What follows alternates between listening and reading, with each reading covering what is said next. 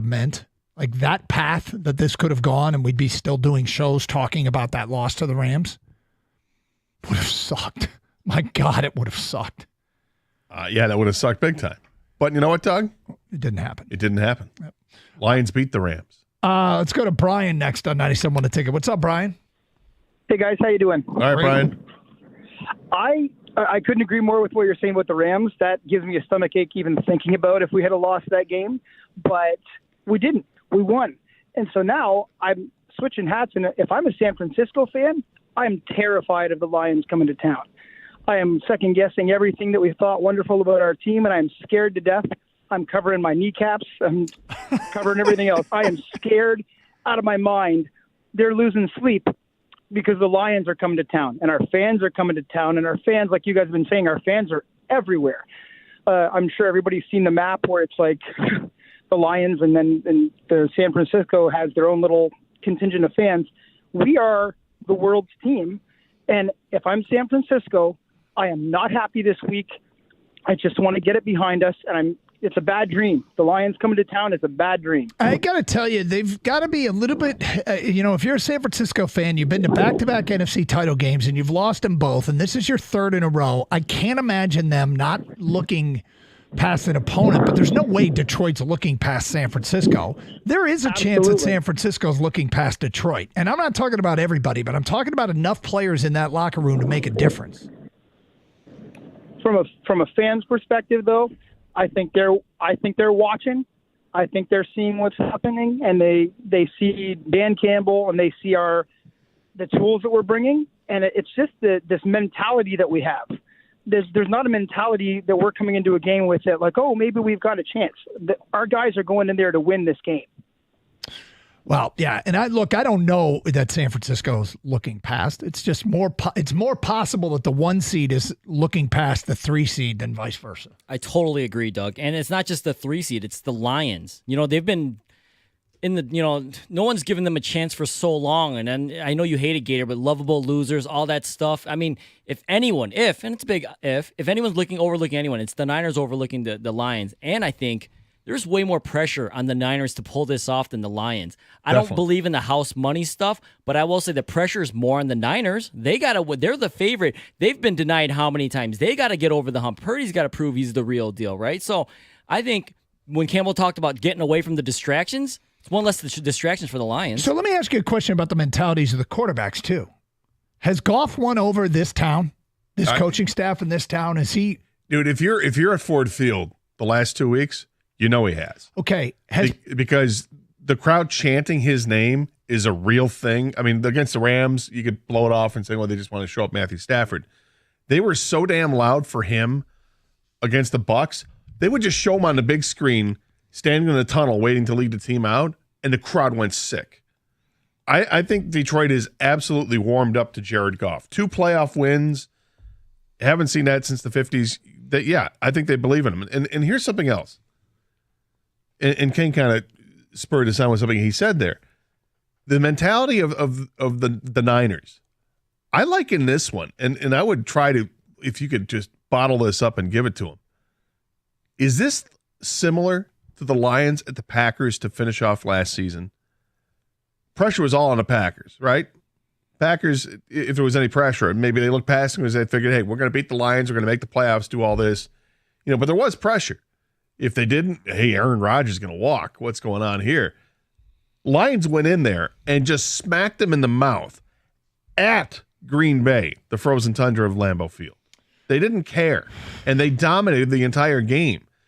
Can the Lions, is this game have a similar feel at all to that because of what it means to San Fran? It might. And what it means to the Lions? Because the Lions win that game against Green Bay. Hey, what do they have to lose? They had nothing to lose. They weren't in the playoffs. They found out that it wasn't going to happen. And fans are like, hey, end of the season, whatever. And then they played the way they played.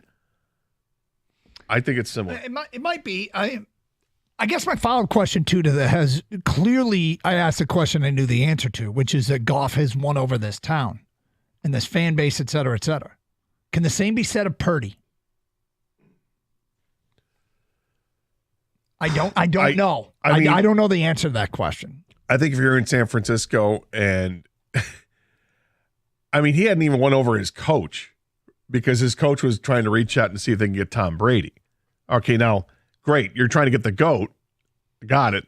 And give up the good for the great. I understand that part of it. But at the same time, Brock Purdy has done nothing but win with San Francisco. He's got an incredible record. You've talked about it, what it means when they have those guys together. And I don't know. I'm not in San Francisco. I can't take their temperature or what they're feeling out there. But if I were a Niners fan, you would have to love Brock Purdy for a million reasons. And probably number one is he's in the second year and he of a 4-year deal because he wasn't a first-round pick, and you got him for super cheap. He's literally the last pick of the draft. Yeah. I'm seriously asking a question, not fishing for a theory. I do wonder if Brock Purdy has 100% support and is as supported and as comfortable in his shoes as the quarterback of that team as our guy is of our team. I don't know if he's as much as Goff, because Goff is like the chance, everything. This whole city's behind Jared Goff. But I will say, just speaking to my family out there, and I asked him not just his opinion, what's the gauge of the Niners fan base, because he lives in the Bay Area, a huge Niners fan. They love Brock Purdy. He says the most part. There's always going to be the debunkers, he said. And those people, like the Purdy haters or the Goff haters, people have combated him with real, stats and reasons why, hey, Purdy is a good quarterback. So he has the support of the Niners. It's funny because, as of 2 weeks ago, we were taking Hendon Hooker calls. Yeah, I mean, but this is every town, intent, right? Yeah, but I don't know how San Francisco feels about their guys. There were only 6 games last year, or this past season, that Brock Purdy threw an interception in. Only 6. And they lost 4 of them. Well, there's that interception stat I threw out there. Every quarterback, every winning quarterback didn't throw a pick so far in this postseason. 10 games. 10 winning quarterbacks, no picks. If you can get him to make, and he didn't really, the mistakes he made against Green Bay were just bad passes. They weren't turnovers. Green Bay San Francisco did not turn the ball over against Green Bay. And yet it was tight as hell. San Francisco also had a bunch of penalties in that game. Well, not a bunch, they had 6, but for over 80 yards in penalty yardage.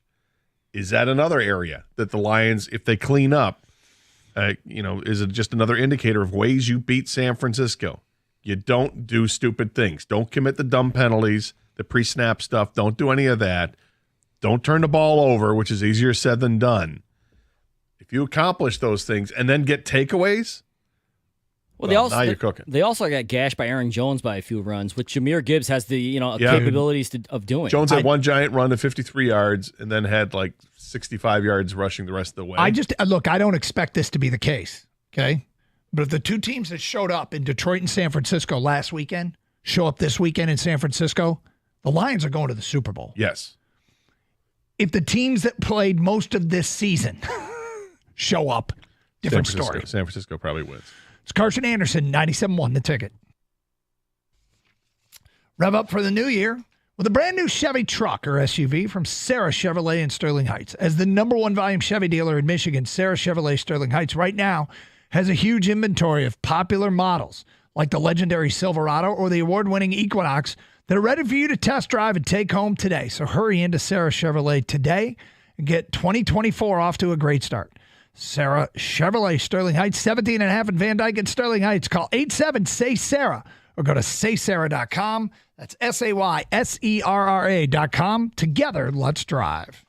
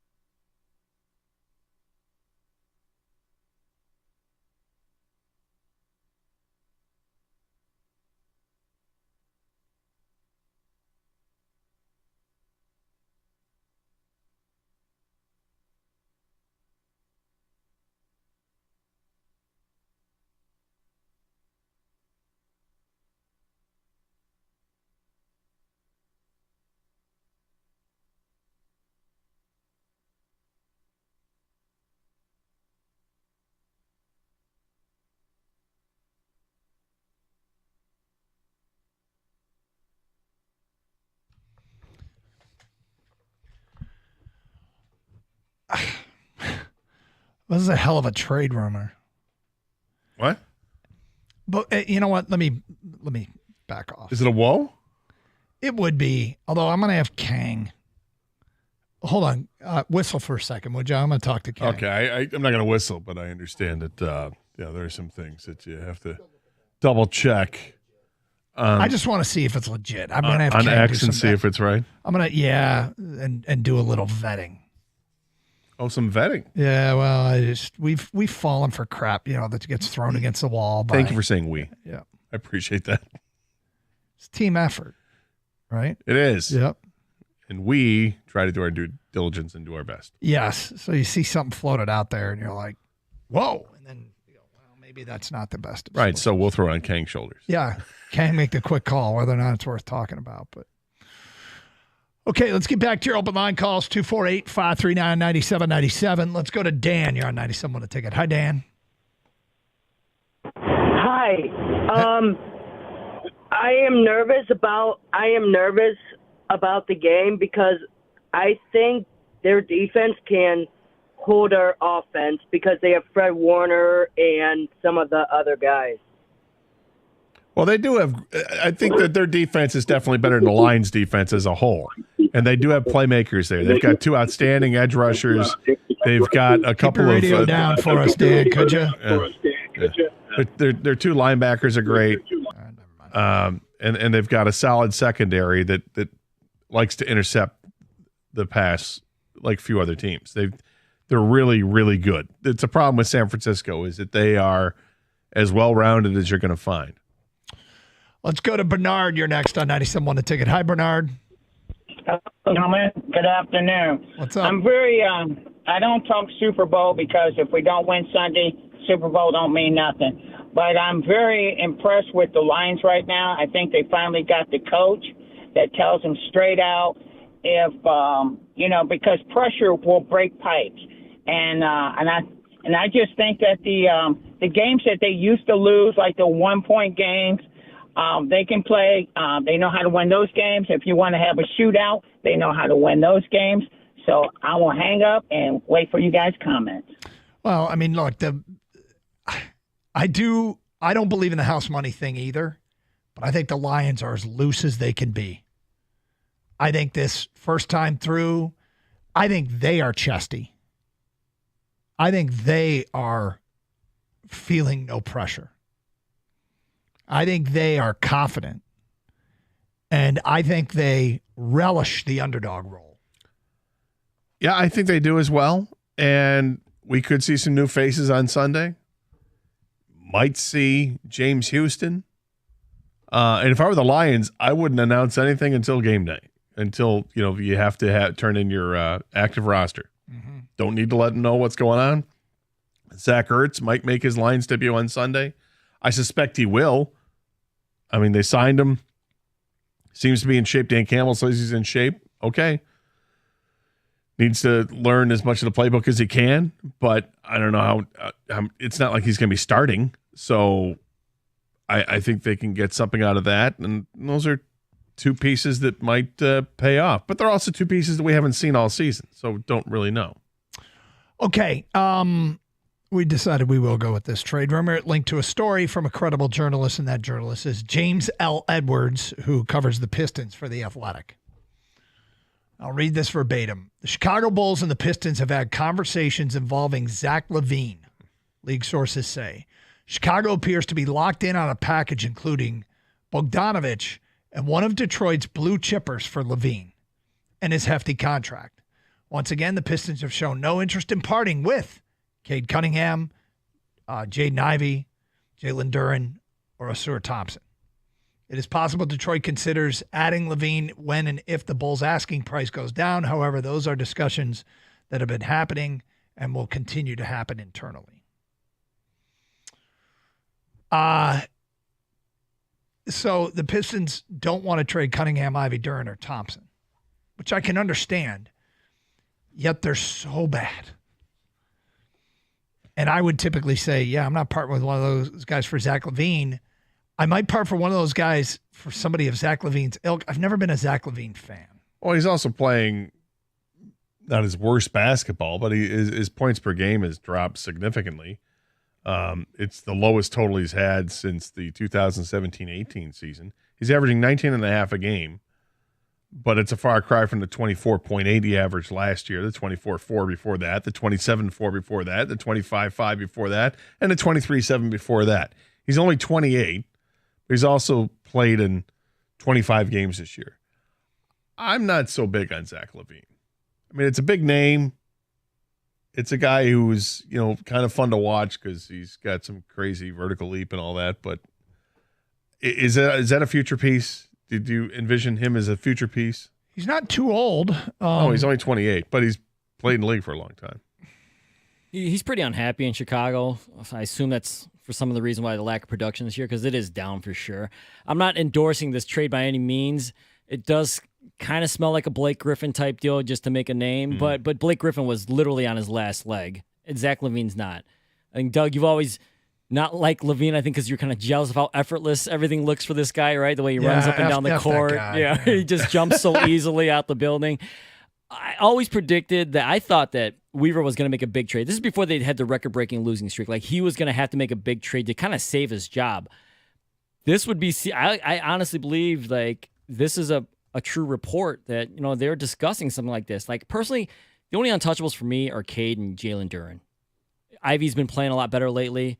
Asor Thompson's really young. I'd honestly give up Ivy or Thompson in a deal like this, because you're right, Doug. Those are good young core players, but they suck with them. It doesn't matter. What are we protecting? You're trying to protect your future, but this is such a bad start to the future that maybe not. I guess I'm not opposed to parting for them. Parting with them. I'm not sure I'm opposed to doing it for Zach LaVine. Well, but this is. I mean, I have to admit, I'm kind of sour. I'm not a fan of his either. So maybe I need to try to put that aside and just. I mean, it could be. It's a big contract.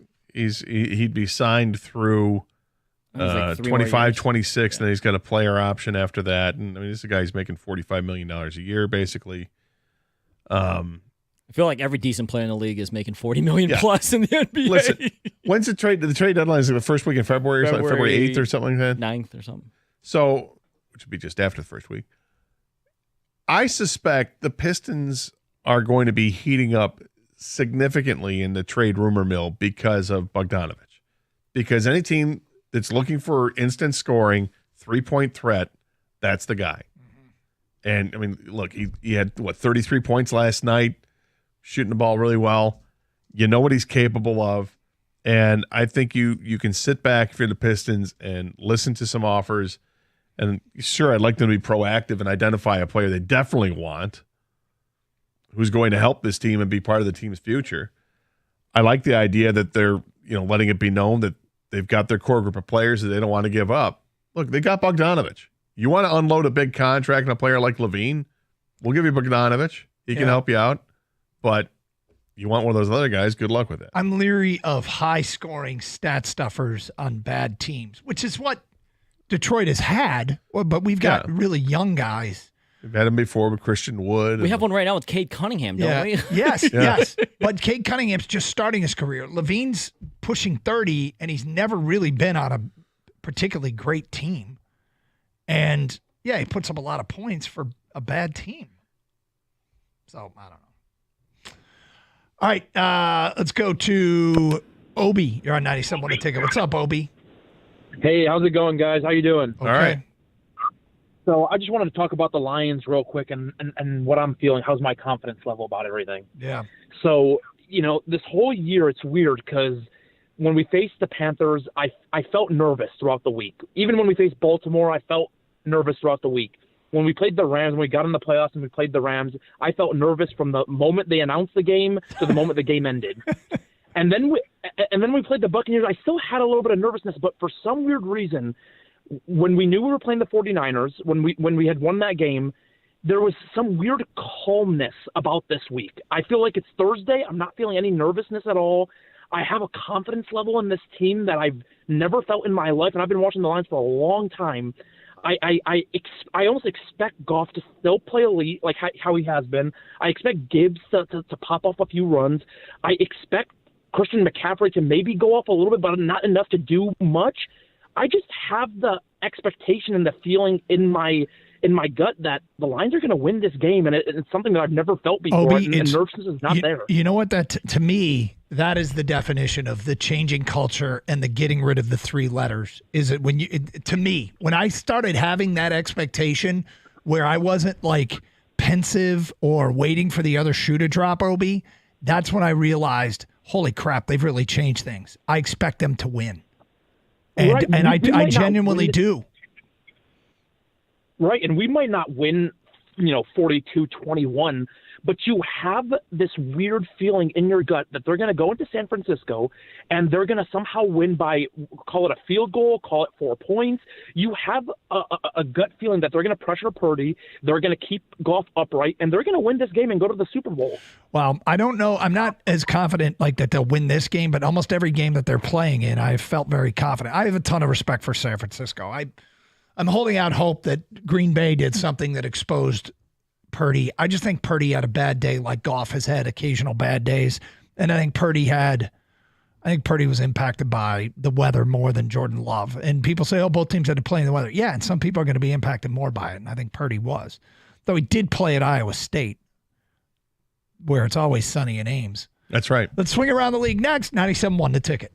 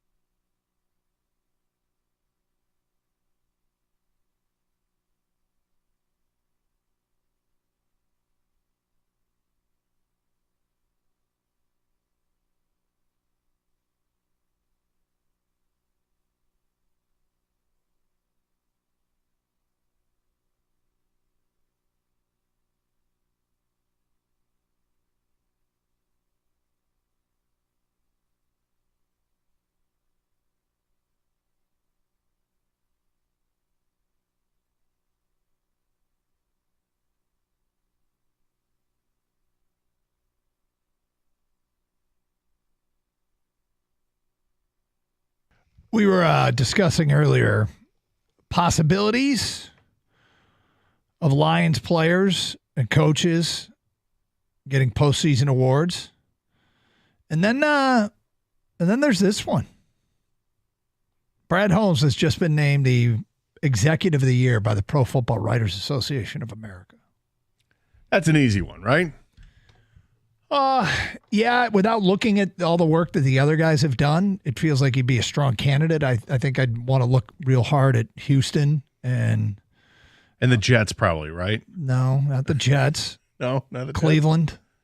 But Holmes obviously has a strong case. Out of everything he's done, what do you think his best move has been? For Brad Holmes, best move. There's like a bunch of different, as you think about it, like there's a bunch of, you could do best trade, best draft pick, best under the radar signing, best sleeper draft pick. But are you asking for this year? Because he won it for this year. He did. It's moves He he's did. done this year, you're saying. You're asking. If you're asking for this year. Yeah, what would it be this year, I guess? I think is it a cop-out to say the maneuverability on draft day? But, you're trading back. The decision to trade back from 6 to 12. That's not a cop-out at all. You get what you got, but it's the continued maneuverability, what he did to move up to get Brian Branch, to move up to get Hendon Hooker. All those picks in the first 3 rounds. And then not thrilled about the Broderick Martin maneuvering to get that. Nobody hits 1,000. Yeah, but those first 5 picks are pretty incredible. Yeah, there's something to me that makes it better that he said, F all of you and your conventional thinking. This is how I roll. I take a running back at 12. I take an off-the-ball linebacker at 18. He said at the time he was building a team to win now. And he went against the grain. He did what people said you can't do, and it's worked. And that to me is better than, oh, that was obvious. It tells you that he's the next level thinker. Do you have a move that he made prior to this draft? Like, is there a move that you think that's what really kind of put him on the map and where I? Well, probably the best overall move is the modern day Herschel Walker trade. Trading Stafford for all he got back. He didn't get the resources that the Cowboys got back for Herschel, but it feels like he's taken the resources he got back from Stafford and spun them into football gold. Because we're talking about Jamison Williams, Jahmyr Gibbs, Sam Laporta, as just some of Fatima Alafamu, as some of the pieces he got back. And I haven't even mentioned his quarterback. Yeah. He got all of that back for Matthew Stafford. I guess if you're trading Stafford, I would have expected you're going to get a big haul in return. And then obviously the Rams were in a situation where they wanted to move their quarterback so they can took the haul. They took the haul and they have scored gold with it. I think off the top of my head, I think here's an underrated move. It's going out and signing Josh Reynolds. Without question. Or did he trade That's for a him great, or whatever it was? I think that was a signing. He was on the street. It was the middle of the season, and they brought him in, and immediately it had an effect on the quarterback. The quarterback Goff had been, mediocre at best up to that point. Looked like he was, feeling out process and just learning his teammates. And then he makes a move, gets him one of his former teammates, a guy he had chemistry with. And from moment one, it clicked. And I think that set the motion in the right way. And he started becoming a better quarterback. Yeah. There are a lot of, there's the marquee moves, right? The first round picks, the acquisition of the quarterback. But then there is the mid-round draft picks, the Kirby Josephs, the Amon-Ra St. Browns, which is, you got a first-round receiver he was 4th round, right? 4th round? Fourth round, yeah. You got a first-round receiver in the 4th round. There's Josh Reynolds, without question.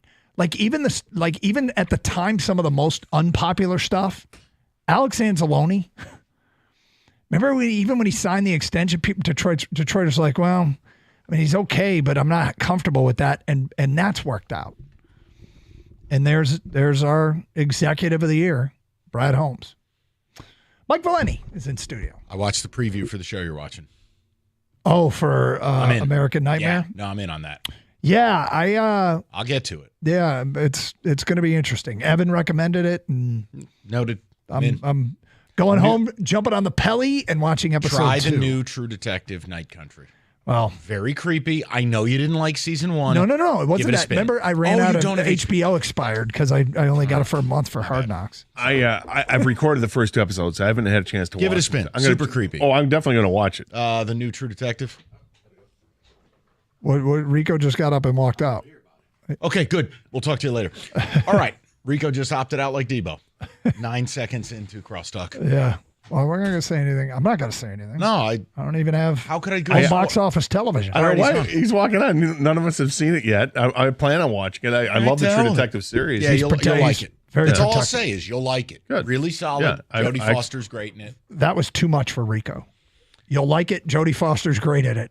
He was hoping Jodie Foster would stink it. You know what else he ruined is good it too? Have either of you watched Louder Milk?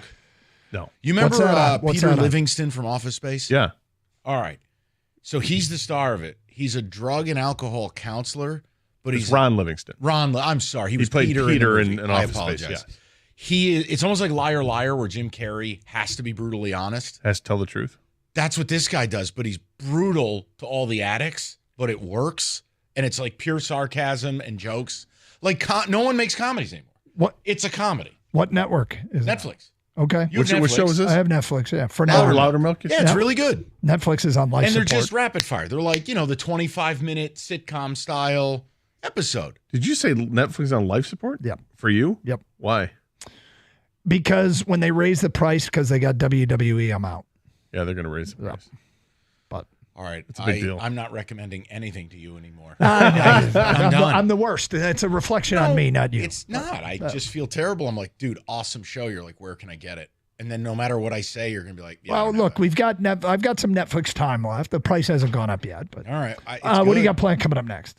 We'll open with Harbaugh just because it's newsy. And then I have a conspiracy theory on the NFL this weekend that I think can benefit the Lions. Ooh. It's well thought out. It's not tinfoil. And I'm going to try to sell it to the people. What time is this? That I'll do at 3. Okay. And I'm doing a Go Blue Blitz. Those who wear the tinfoil hats tend to think that it's not tinfoil. Fair.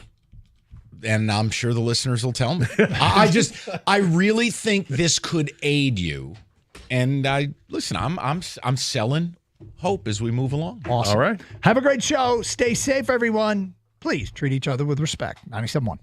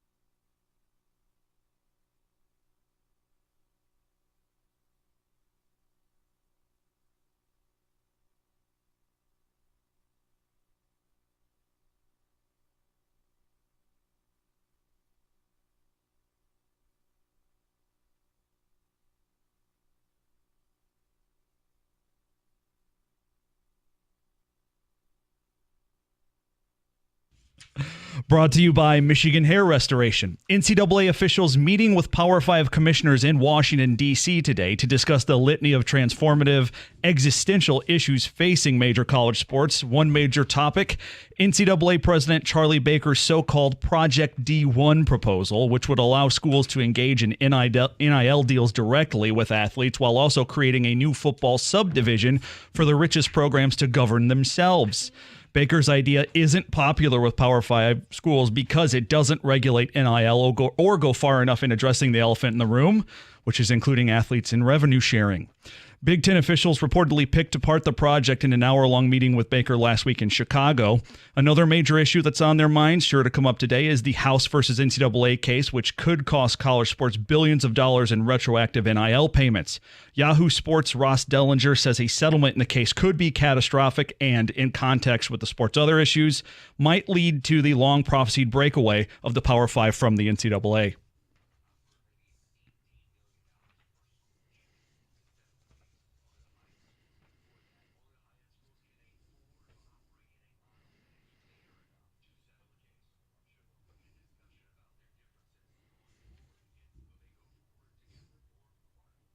Red Wings host the Flyers tonight from LCA right here on 97.1, coverage starting at 6:45. At the Corewell Health Update Desk, I'm Beanie Howell. For more, go to 97.1 The Ticket or Odyssey.com.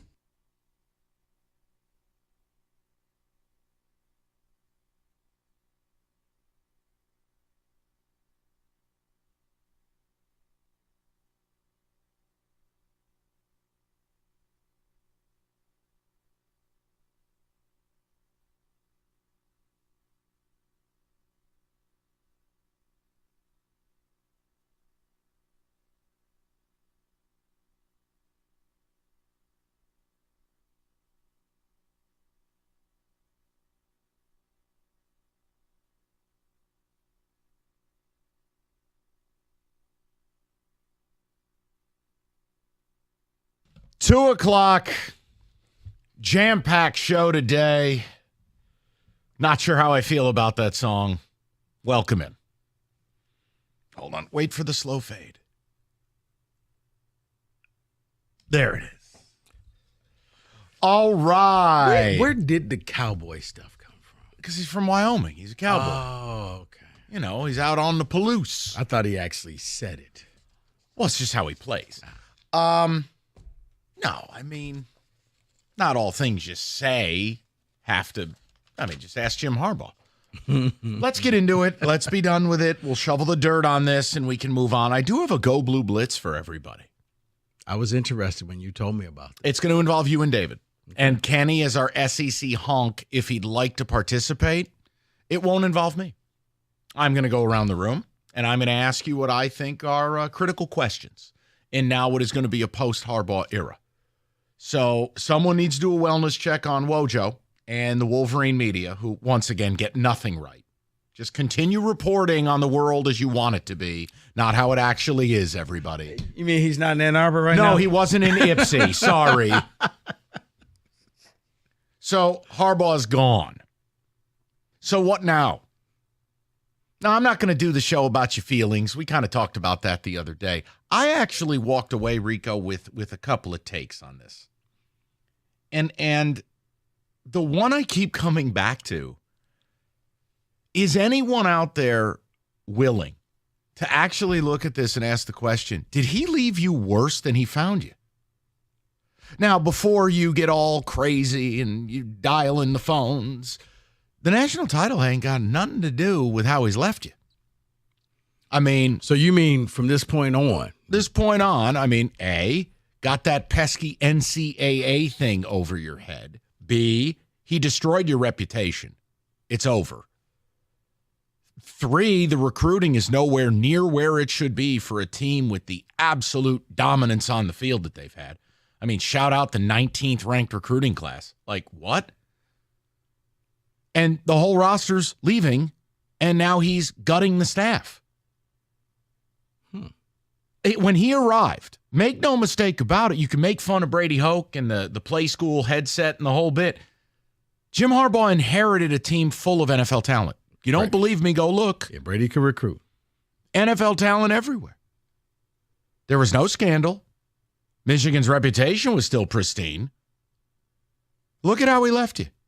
And by the way, and I know it's unpopular to talk about this because it's the actual truth. Look, the problem I would have is he lied to everybody. Ward, I don't want it to be a yearly thing. Cutscene, it's a yearly thing. The Minnesota interview will be the last time. These are all quotes from him. We're innocent. Now, innocent people don't say that. He lied. Then you get these ridiculous cover your ass reports. Oh, Michigan decided to give him immunity, but it was too late. The immunity thing was a falsehood. You can't give someone immunity from what the NCAA rules on. You could simply say, well, we won't suspend you. One problem, you already did. Yeah. So I've said to you, I wouldn't freak out about Harbaugh leaving. But I'd like to know. And I mean, David, probably you're the one who has to answer this because Rico went to Sesame Street State and I went to DeVry. So, like, we're not qualified. We're just a couple of Dexter Manleys up here. So, David, like, do you understand when I say what I said? I don't think it's insane to be like, wow, he kind of left you with the building on fire. Well, it's not insane because it's the truth. He's doing when it comes to the NCAA side of it, he's doing what Pete Carroll did. He knows the NCAA is coming after them or after him. Right. So he's leaving before it can happen. Why would an innocent man want immunity? Correct. But then when you look at the football side, he had a much better roster when he arrived here from the previous coach, Brady Hoke. We don't have that same roster. We don't, everyone left. Maybe no fault to him. Everyone just probably knew he was leaving. But it's not better. It's not better at all. Staff is leaving with him. It's not good. Like, I like Sharon more. Yes. I have said to you, I think Sharon should be the move because, once again, Jim Harbaugh doing this dance essentially into February, you can't go on the coaching carousel right now. No. I think Sharon's in a very tough spot hiring a staff. Well, he is because he's behind the 8 ball. But here's the other thing. Will the NCAA punishments translate over to Sharon Moore because you benefited from this? You were here as well. If you did a clean sweep, then you could possibly say, okay, you know what? You've handled this problem before we even got here. We'll move on. Here's your warning. Don't let this happen again. Do you want tinfoil theory number 1? Let's go for it. What if this decision is kind of I think I just broke my mic stand. What if this decision is already part of like a negotiated settlement with the NCAA? Like, not in official terms, but what if there was a back channel saying, listen, you can fight to keep your coach. I wouldn't fight too hard.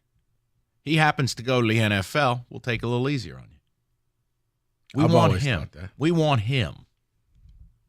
I've always thought that, and we had a class at that at Sesame Street U. Yeah, they didn't teach that at Southern New Hampshire, where I'm from. Oh man, during the commercials. No, I just wonder. I mean, Harbaugh. I know for me as a radio host, I'm just glad he picked a direction because the shows with his off-season flirtations and lying, they're exhausting because nobody wins. I have always said to you, I wanted him to stay. It's good for radio. It's good for what we do. He leaves, he goes, he stays, he doesn't. I leave it to you guys. But I've always told you, I thought your great advantage wasn't him. It was your coordinators. Now, he's taking Minter with him from all reports. And he's taken Jay. I know he's after a couple other staffers that Michigan will absolutely try to fight to keep. But let's face it, if guys have designs on coaching on Sunday, there's nothing you can do to keep them on Saturday. True. So I just wonder, when you really look at it, is Sharon inheriting a roster that's better than what Harbaugh inherited? You know he's inheriting dual NCAA investigations. You know he's going to have to hire a whole staff in February. See, I would say no, Mike, simply because in college football, it's all about your quarterback. I don't think their quarterback's on the team right now. Well, that's another problem, is that the transfer portal has already swung around 17 different times. Yeah, and you just missed out on the whole Alabama, Washington, Arizona, the late pickups that Ohio State feasted on. You didn't. You look at your quarterbacks. If you got a great quarterback or you got a good quarterback in college football, you can elevate yourself a little higher. I'm interested because, again, I don't care about him leaving for the NFL. I don't have an opinion about it. Well, I lied. I do. I think it's hilarious. Like, I think the whole effing thing is hysterical from both sides. I can't believe an NFL team hired this guy. But again, you had to find the right huckleberry to hire you. How that guy walks in a room and you want to hand the keys to a $2 billion property. Well, he did great in the NFL. Yeah, like 12 years ago. Yeah, but I think it helps bringing in if he brings in Greg Roman with him. Love Roman. Now, love Greg you can Roman. say, guys, we won't find ways to lose games at the very end. We'll find ways to get the first down, to get the field goal, to get the touchdown, to win the game. Love Greg You Roman. got the young quarterback that you're paying a ton of money for. But what is Michigan's future? Yeah. And here's my fear. I'm being open about it. I like Sharon, but I think you guys are going to do him dirty. I don't feel like he will get the support because the next guy never does. Go look in the history of college football. And when you take over for a big-time head coach, you're constantly going to get compared to him. And I think Sharon needs a little bit of time here. Time is not a sin.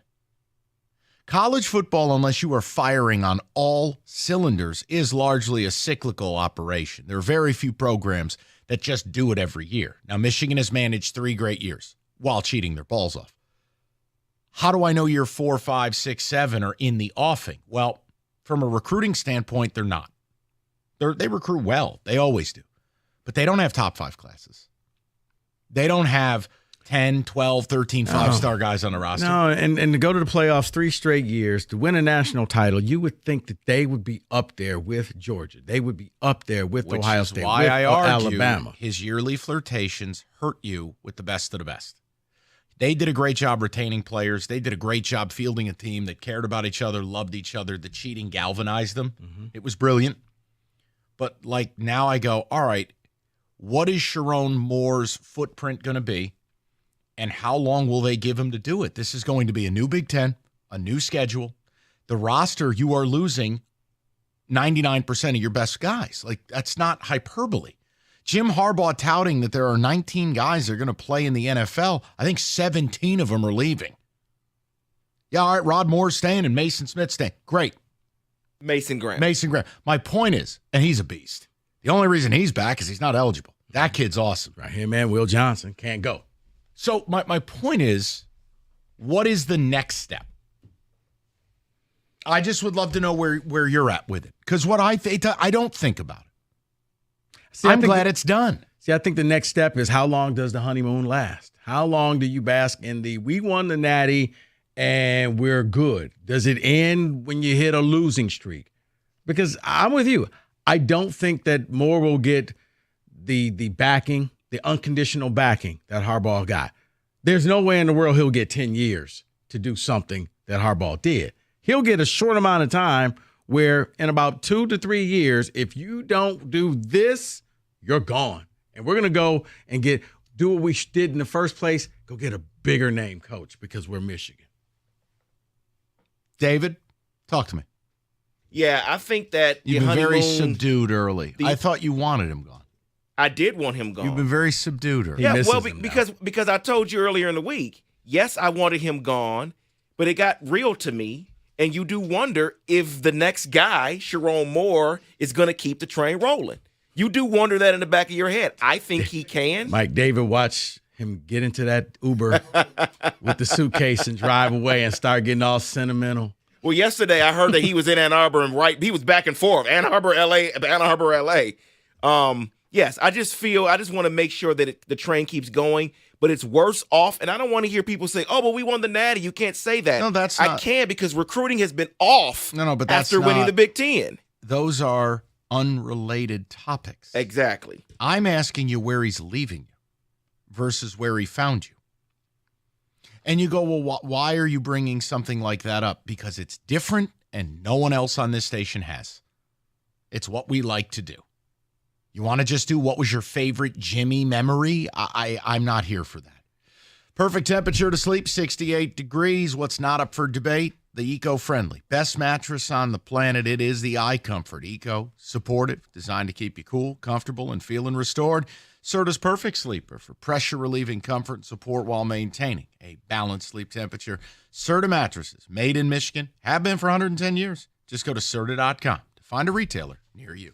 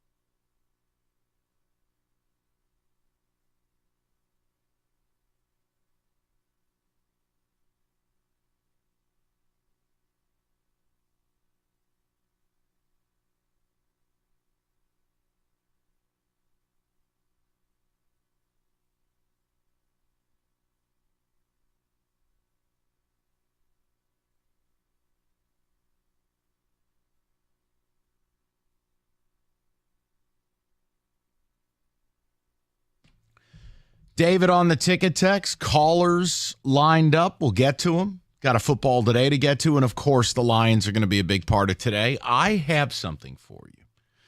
At 3 o'clock, it's a bit of a conspiracy theory, but I think it favors the Lions. I will sell it to you. and you will tell me whether it's something or nothing. We'll do it at 3 o'clock. David on the ticket text. No, he didn't leave us worse than he arrived, and you can't convince me otherwise. Nice try, though. That is John in Maryland. Well, John, first of all, you're acting like a 12-year-old. He Tell put his me, fingers in his ears. Yeah, you can't convince me otherwise. Why don't you do this, John? Since you're thumbing text to a radio show at 2:20 in the afternoon, you can't possibly be very busy. Why don't you craft an argument that counters mine? That's what adults would do. But you're just a putz. So why don't you just go have crab cakes and go somewhere else? I think more. Why would you send a text that says, no, you can't convince me otherwise? You didn't say anything. You giant man baby. Because he's saying there's nothing to say. That he didn't do it. Okay, but I presented multiple points. And he rejected your points and said, I don't agree. There's nothing to say. Great. You're the guy texting a radio show. I win.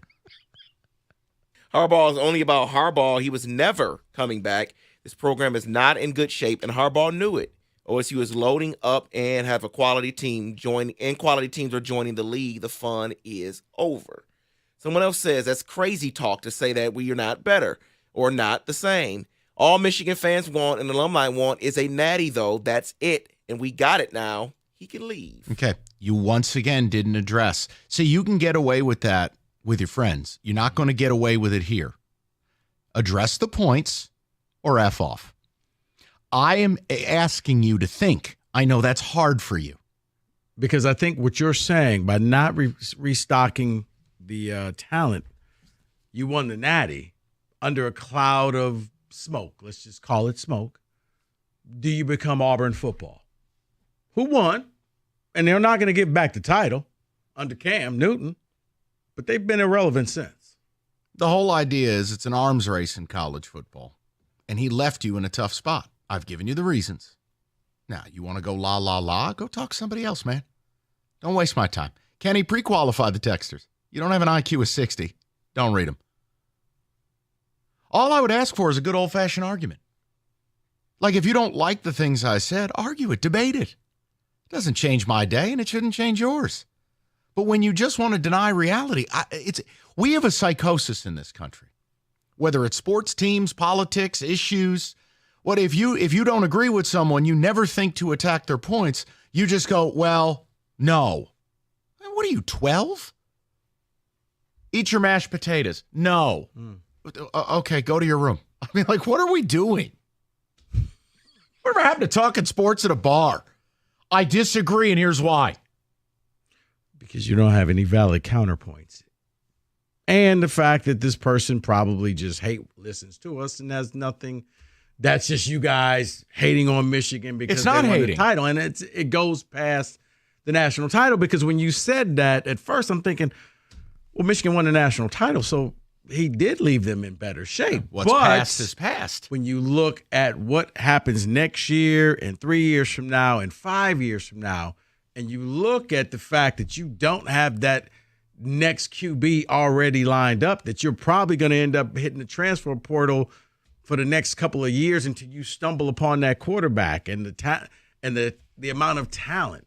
I mean, that was another reason I knew he was leaving, because he wasn't really recruiting that hard. He wasn't bringing guys on campus for official visits during this time period of winning the natty, that you figured that's the easiest time to recruit. Is that the national championship trophy? Yes, it is, son. Can I take a picture? Absolutely, you could take a picture with that. And if you come here, you may get another one that you'll learn. Wasn't doing any of that stuff. I think Sharon's biggest challenge is now, and he's capable of it. He's a very good recruiter. He's got relationships with a lot of the recruits, the players. He's got to keep this class together. Because now, remember, the new rule is your coach leaves, you have 30 days with a freebie. Correct? Mm-hmm. So, yeah, they got to try to keep everybody happy and be like, no, business as usual. Don't leave for greener pastures. Because you won the title, you got the ring, you did everything you could for Michigan. Now you can look out for yourself, and I don't think too many people will be that upset. David, I don't want to speak for you, but if any of those guys leave to go to Georgia or go to greener pastures, They got you the ring. They got you the title. They got Correct. you your hat and See, T-shirt. but I'm just not excited for just one, though. I want more. Oh man, excuse us. I want Hey, no, DJ Khaled. I'm not trying to be like that. I'm just saying because a lot of ticket takers say, "Well, he got us one. He got us one. It's just fine." Yeah, but David, it's wonderful. I'm enjoying it. David, but can it's we a get major. more? It's a major accomplishment. Yes, Winning I a national understand. title, whether it's controversial or not, in the Big Ten is not something that happens often. Correct. It's a major accomplishment. To say that I'm not satisfied with just No, one. no, I'm Dave, not saying I'm not satisfied, but I'm just trying to. These ticket techs are upsetting me, saying, "Well, we got this. How could? Of course we're better. Of course we're better. No, we're not better." But David, it's one of those because it's been so long. You're so happy. It's the Lions playoff. It's been so long. I'm basking in this moment right now. I'm not thinking about tomorrow. I'm thinking about right now because for decades you didn't have anything. 97 was a long time ago. I'm just glad it's over. Like, good. He's gone to the NFL. It's gonna be weird. No, it's not. It's going to be great. We can talk football. I mean, yeah, like the offseason. I have no idea what's going to happen. Like I told you, maybe there's a backdoor deal where Harbaugh being gone, the NCAA is like, look, See, I do wonder. we're not going to burn it to the ground. We're still going to Okay. slap your ass. But, like, I don't know. But see, here's the thing, though. After we had that conversation, who did the NCAA have this conversation with? Couldn't have been your president. Uh-oh. Because that's like talking to the caller from Maryland. No, not listening to anything. No, my name's Santa. No. Okay, well, yeah. Who's next? Let's go to Ward. Hey, Ward, Okay, all want to have a right. conversation? He's out of hand. No, I'm just saying, like, no, seriously. I I don't thought know. about that, but it's No, like, I don't who would they know. talk to at Michigan? It would have to be Ward. What I was trying to do is create a pathway to a counter argument that maybe it won't be as bad as it could have been if he stayed. I think it was going to be really bad. No, it was a great point. But then I just got to thinking, like, Right? Who would he have? who does he talk to? Yeah, I can't argue. I don't know. I really don't. It would have to have been Ward. Let's go to Mike, 97.1. Mikey, what's going on? Hey, what up, buddy? How are you? Good. What's going on? Honestly, so here's the deal. So you're obviously asking a lot of questions, and it's going to be hard for me to answer them all. But I'm going to try to answer a majority of them. Has he left us in a better place than? It's hard to say because obviously winning the Natty, we're not taking that into account, right? You asked us not to. So, to say that he's leaving us in a high and dry place, yeah, to be honest with you, as a Michigan fan, I kind of knew that was going to happen the minute we signed up to win the Natty last year or Right. this previous season. Right. Because I knew he was, at the end of the day, going to go ahead and pursue the NFL. So we all said to ourselves this was going to be the price, right, of winning the Natty. He's going to do this to us, and if it's, you know what? At that point, it was okay with me. You give us a Natty, do your thing. We're going to take a step back this year, right? And you're right. We're going to, have to retain some of our recruits. And there are some NIL programs right now that are being worked on behind the scenes. But I do agree with the fact that the NCAA is not going to come down with the hammer on us. I think they targeted Harbaugh. Once Harbaugh's gone, the head of the snake is gone to them, right? From that aspect. So they're going to slap us on the wrist. That's the way I'm looking at it. So at the end of the day, to me, you're asking me what's Sharon Moore going to do in 3-4 years? I really can't say. Do I have good vibes about it? I don't think Sure. any of us can. I think highly of him. I think it'd be the smart move to do it. But you Me got too. it, Mike. My fear is, are people going to give the guy some time? It's going to take time. And you know what? And that's the I think coming from a Michigan fan, we kind of I don't know if you heard the show earlier today with John and Stoney. Most of Michigan fans were actually okay with Harbaugh leaving because we knew that was the price of business with the guy. The guy is an oddball. The guy is weird. He does weird stuff, but he was our weirdo, right? In a sense. Yeah. So we all asked him for one thing: get us the Natty, and then at that point, do your Harbaugh thing. And he ended up doing his Harbaugh thing, which is okay. So at this point, we're going to go ahead and move forward. Now, the reason why you're asking us, did he leave us in a worse place? It's hard to say because the landscape of college football has changed so much. I mean, it's driven Saban away. Right, but that's Everything why is I changing asked the every question. 6-7 months. Mike, make no mistake. Correct. So- I think it's just you're nailing it with the landscape, Mike. Right. And That's I guess why I have to ask the question. and And if I you guess, look Mike, I at would it- say this. and it's- Mike, I would say, but is he Rico. bringing in the talent to keep the success that David and you won a second title? Do you have that talent coming in? Rico, to be fair, we knew Harbaugh was going to do this. So we knew we were going to take a step back this year. And that's fine just this year.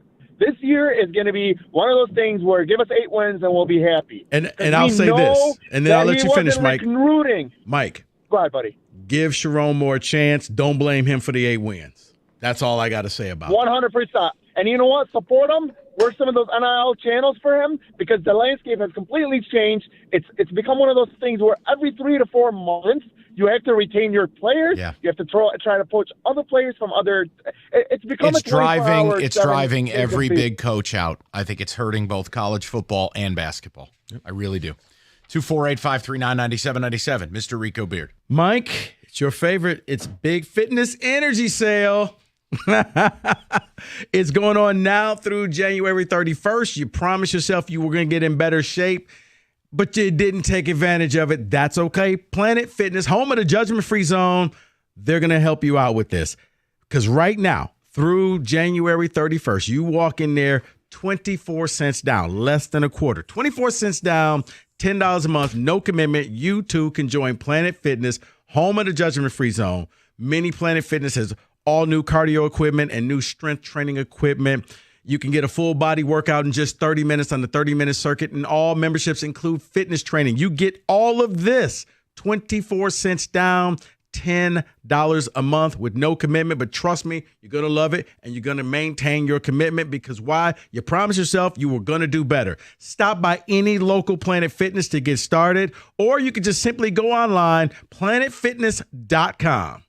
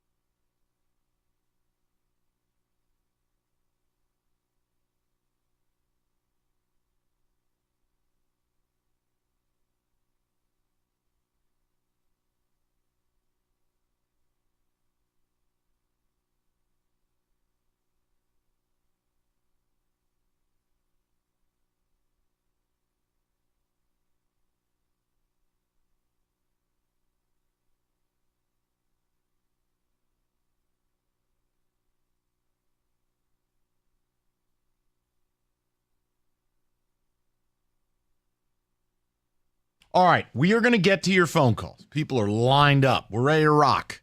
But we're going to do a little football today. Music. David.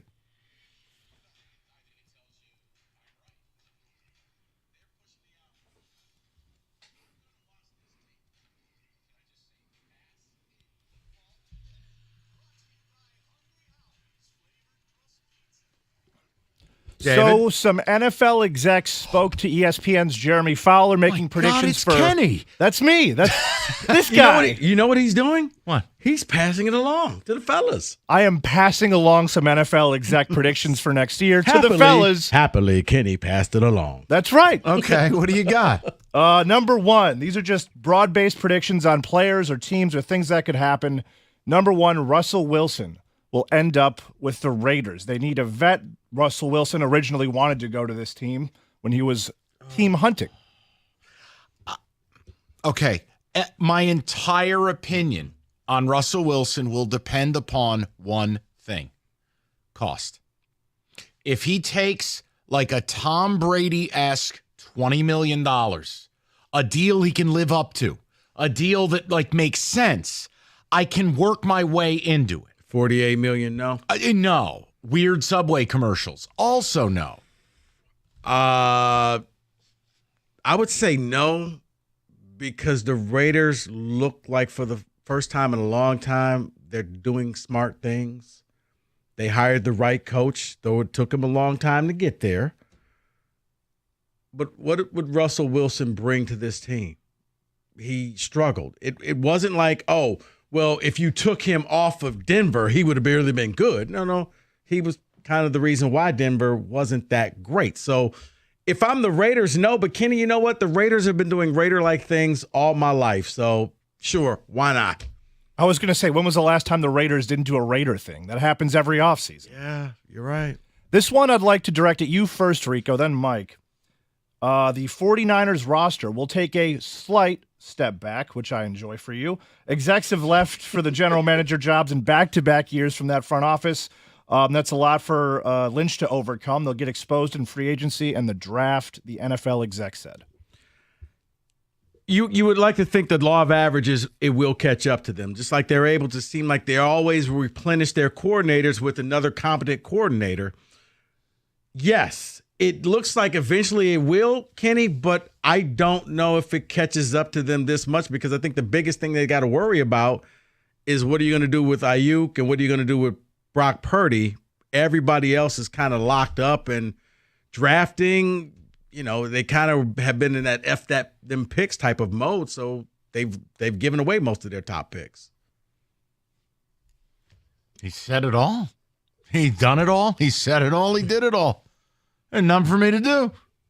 Next. The Cardinals will make a playoff run next year. They have 6 picks in the first 3 rounds to improve the team. They can kill it in the draft and add some vets in free agency. They can make a play. I like Jonathan Gannon. Kyler actually kind of rebuilt his image a little bit, played well.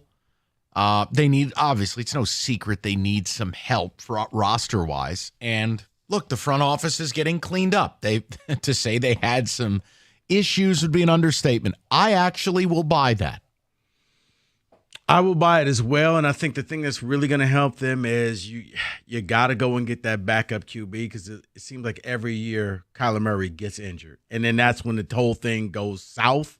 Have the backup already there, but with so many picks, Kenny, if you at least hit on 2/3, you hit on 4 of those picks and they become starters, and 2 actually become like all pro type status, you're doing something. Yeah, with 6 picks in the first 3 rounds, you can. I mean, I'm not saying you want to miss on picks, but one miss isn't going to cost you as bad as a team strapped for Think picks. about the Lions, that if you hit on certain picks, you can kind of slide that Jack Campbell pick in there until he's ready. He's not quite that branch level, but as the year progressed, he got better. But all those picks that the Lions took, look at where they are now. This one I personally agree with. C.J. Stroud will finish top 3 in MVP voting. Great first year, and the exec said Poise is so underrated in our league, especially at QB position. He clearly has it all. I'm going to say no.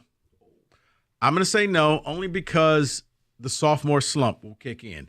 Because now more and more teams will have more and more tapes. They're going to learn his tendencies, and it's going to be a lot more difficult for him because I think it was the cute factor coming out like, oh, okay, well, I don't think that he could beat us. Oh, wow, he really was that good. We need to put in a little more work to figure out how to stop him. So Kenny, next year, I think he takes a slight step back, and then he recoils, and then he becomes a top 3 quarterback down the line. You're so negative. You're so negative. He won't have a sophomore slump. How many times do I have to tell you this? Okay. He is him. He is will him. be him every year of his career. Okay. Rico has the sensible opinion that has a greater percentage chance of being right than I do. I just side with David because I kept watching and waiting for people to catch up. Even when Tank Dell got hurt, who was his favorite receiver, it never changed. It never stopped. Well, and also, but remember now, you went from the last place schedule to the first place schedule. Right. So they're going to be playing tougher teams. Counterpoint, they're in the worst division in football. And if you win it, now here's what I'll say. If you win a division, you got a shot to be talked about as an MVP. But, and then what their NFC counterpart is the NFC North. So the Lions, Packers, they're going to be playing. So there's going to be some good games. And I'll tell you, the NFC North could be the best division in football next year. So Baker Mayfield will re-sign with the Bucs. The exec said basically that it doesn't make sense to grab one of the free agent QBs who wouldn't necessarily be a gigantic upgrade over him. It's just, what do you pay? I also don't like that they just lost the OC to the Panthers. Baker, a new OC, I don't know, man. You got to do it, but I have a feeling you might regret it. I don't know, man, because I think that team, they like him. They respect him, and he's one of them. And it's kind of like how Goff has made his imprint here in Detroit, and it's now his team. Brady left you. Baker came in, and you got success. You won a playoff game. So, yeah, now if he goes in there asking for the world, no. It's like Russell Wilson. I'm not giving you that. But if you come in there with a good number, sure, I'll give you a 3-year deal. And let's see where we are. And if it doesn't work out, you have an option to go ahead and draft somebody later. Let's end on a spicy one that I like. Kirk Cousins and Bill Belichick will be Falcons and win the NFC South. I just don't know what the Belichick thing is. I'm starting to wonder if he even ends up coaching. I mean, I'm with you. The longer this takes, the longer it tells me that there are people who don't want this to happen, because you see what happens. If you want to coach, you don't drive him to the airport. The Uber's late. Oh, sorry. I guess you got to stay for dinner now. Let's do. What will it take to solidify this deal? But Belichick, how many more interviews do you need? Now, Cousins, I think Cousins ends up staying in Minnesota because Minnesota found out life without him. We can't just replace you with somebody good. We struggle without you. We went through a bunch of quarterbacks. Nick Mullins didn't work out. I'll say this too. It's the golden rule. It's a hell of a lot harder to get better at QB than it is to get worse.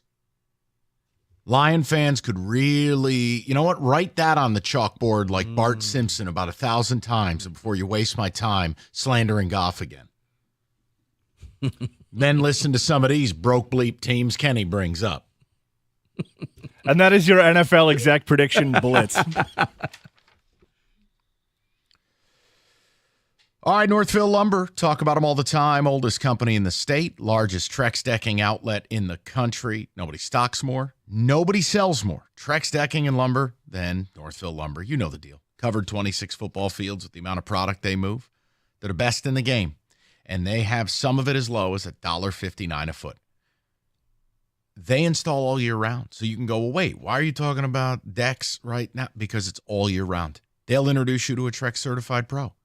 Beat the rush, beat the spring price increases, and call Northville Lumber today. Northville Lumber, go to northvillelumber.com. That's northvillelumber.com.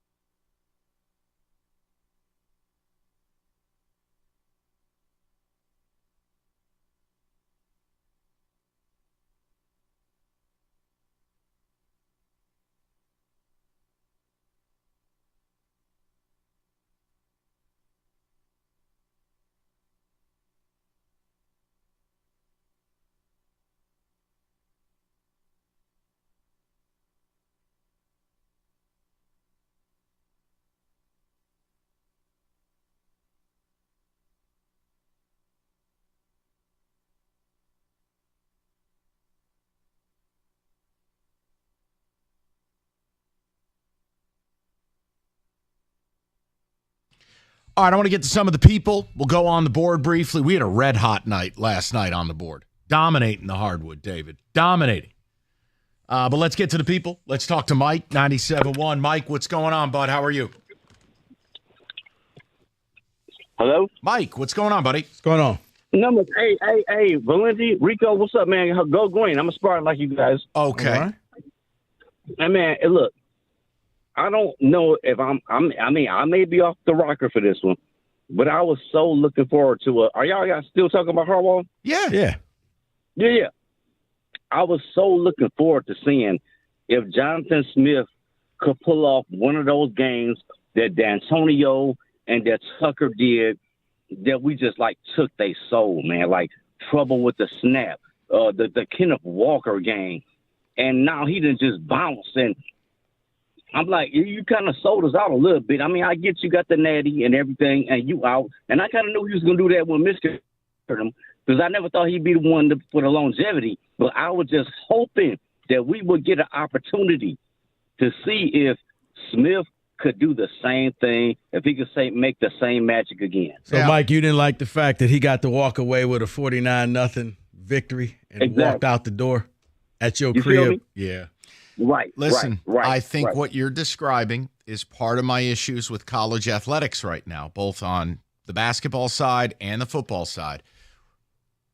The name brand coaches are all leaving because the structure of the sport is that there is no structure and there are no rules and it's chaos. And I got to be honest, being a college football or college basketball coach right now is misery. Mm-hmm. Oh, well, they make a lot of money. It's misery. It's total misery. It's why I think you're seeing a lot of coaches that are a lot younger, in their late 30s. Now, if you hire a coach at 45, man, that's an old man. Like, wow, you. No, but it is because you grew up in this system. You understand everything that's going on. Like, look at why Jay Wright retired. I'm not dealing with this. What do you mean I can't develop players? What do you mean I got to re-recruit my guys on a weekly basis? What do you mean? There's no rules to this. So, I mean, from that sense, I totally understand. Look, Harbaugh's a unique case because he couldn't stay. I mean, hell, you just heard Jim Rome say it in the commercial. I guess Rome went to state too, right? Anyone with a brain, a.k.a. everyone except Wolverine Media, or the hardest of hardcore fan, knew he couldn't come back. He would not have coached next year. Mm-hmm. It's called a show cause penalty. He was dead to rights on multiple level ones. And by the way, if you waste my time telling me he didn't know, I'll tell you it didn't matter. It's in the rule book. I'll save you your quarter from the payphone. I'm not listening. My fingers are in my ears. Signed, la, la, la, in Maryland. All right, let's go. We are on to Cincinnati. Let's go on the board briefly.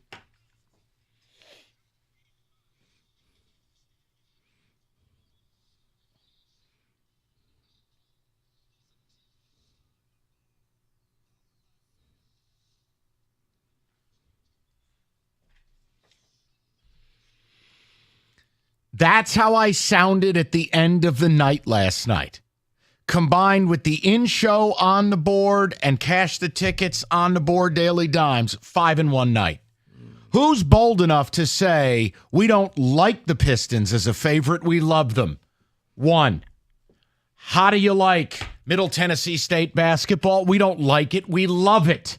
How about Alabama, unranked, favored by 3.5 over Auburn? Hey, Rico, what was final score? Don't care. Alabama won by 4. Cover. The only... Thank God for missed free throws. The only foible was the Billikens of St. Louis, who apparently were celebrating Rick Majerus night. Dead. Yeah. What on earth? You're up 3 at the half. You get outscored like 58-23 in the second half. What? 56-30 in the second half. But a great night overall. It was. I don't have anything else for you, You though. know what? Hey, shout out Boo Booey. You always come through. We talked about that, and I said Northwesterner pass. Yeah. It's not an official on-the-board play, but They somebody went to I know. overtime and won. Somebody I know bet Northwestern live plus 4.5. Yeah. Unfortunately, even though it was overtime, I love Boo Booey. Terrence Shannon decided, I won't hit a 3-point basket. I'm going to stop at 12 points. I won't get you 15. You know, Boo Booey's a grandfather. What do you have tonight on the board? I got nothing. Oh, you can nothing. I'm going to take a day off.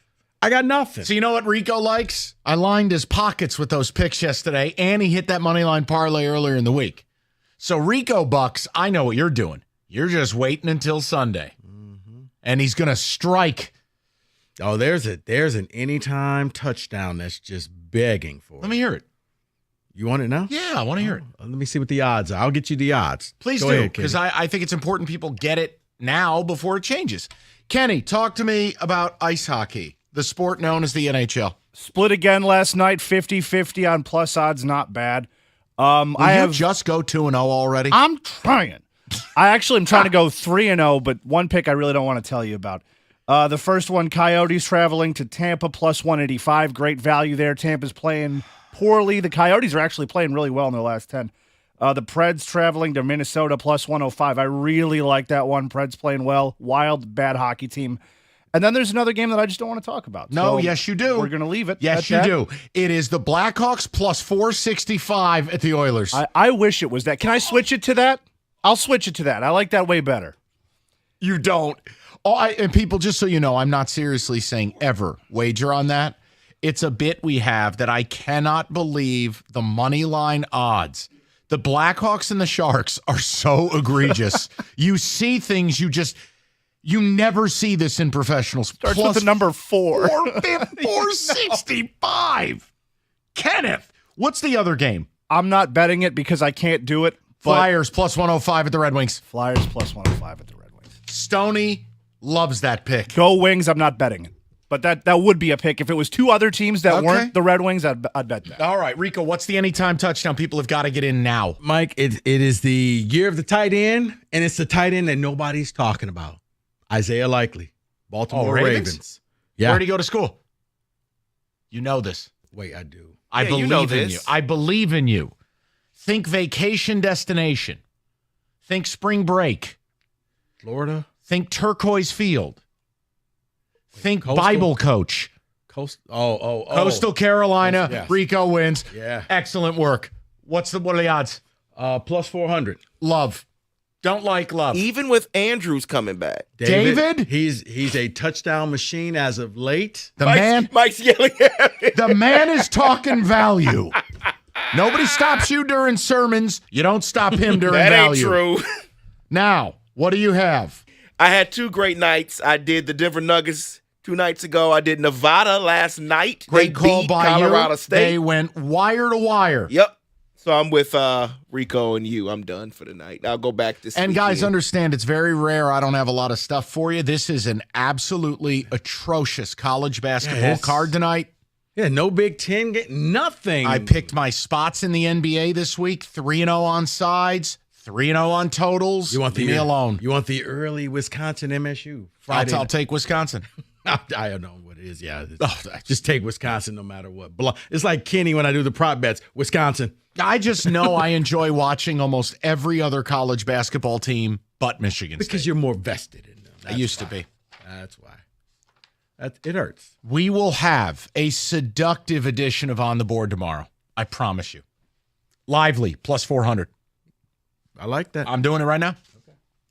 We'll be back to your Harbaugh calls next. 97.1.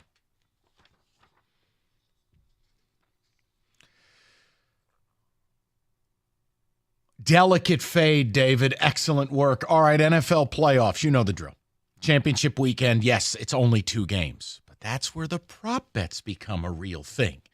That's where the debauchery takes place. Like Isaiah Lively at plus 400 anytime TD. No one has more betting markets than FanDuel. It's the #1 sports book in America. They also offer the no-sweat same-game parlay deal. You know how this works. You opt in. You got to bet at least a 3-leg same-game parlay. You fall short, you get bonus bets back. Best deal in the game. FanDuel.com/ticket. That's FanDuel, official betting partner. 97.1 The Ticket. 21 and up, present Michigan. Minimum 3-leg parlay required. Refund issued. Non-withdrawable bonus bets that expire 7 days after receipt. Max refund, $5 unless otherwise specified. Restrictions apply. See terms. Sportsbook.fanduel.com. You got a gambling problem, call 270-7117.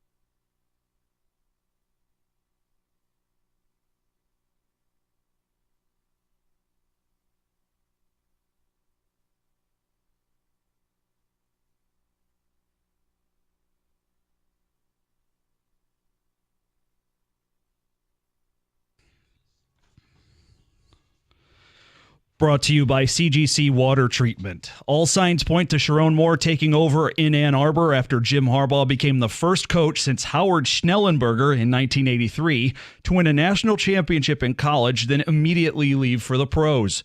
The most important sign for Moore, the Vegas odds. Books have Moore as the favorite to take over at plus 200. Mizzou's Eli Drinkowitz second at plus 225. And another interesting name on the list, Brian Kelly at plus 1200. 4 Lions up for annual NFL awards. Dan Campbell in the mix for Coach of the Year. Ben Johnson up for Top OC. Sam Laporta and Jahmyr Gibbs finalists for Offensive Rookie of the Year. Just 4 NFL head coaching openings remain, by the way, this after Harbaugh's departure for the Chargers. And the most recent move, the Carolina Panthers have hired Bucs offensive coordinator Dave Canales. That leaves just the Seahawks, Titans, Commanders, and Falcons open. The latter two both have requested second-round interviews with Lions coordinators Ben Johnson and Aaron Glenn, respectively. And the Wings host the Flyers tonight at LCA. Detroit has won 7 of 10. Philly on a 3-game skid. You can hear that right here on 97.1, coverage starting at 6:45. At the Corewell Health Update Desk, I'm Beanie Howell. For more, go to 97.1 The Ticket or Odyssey.com.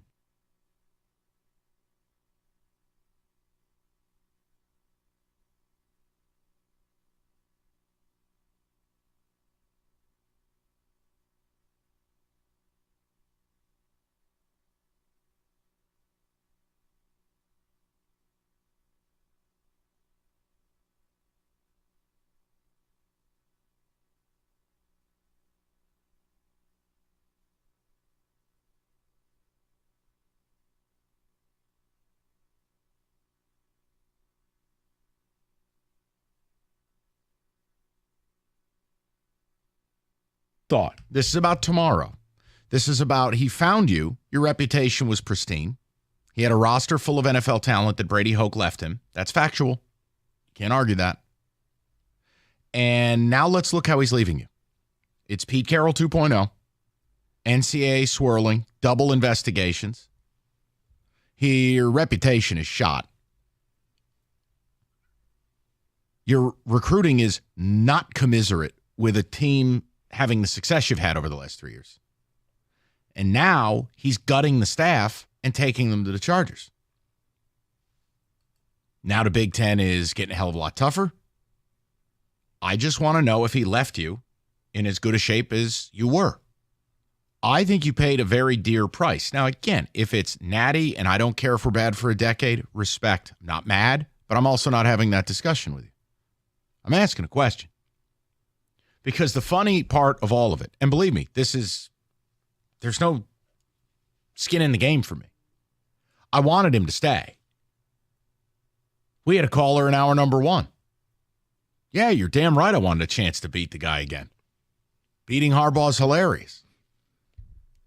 But with him gone, I mean, I'm not going to sit here and act like it suddenly helps my program stand on its own 2 feet. My program's got its own problems. Right.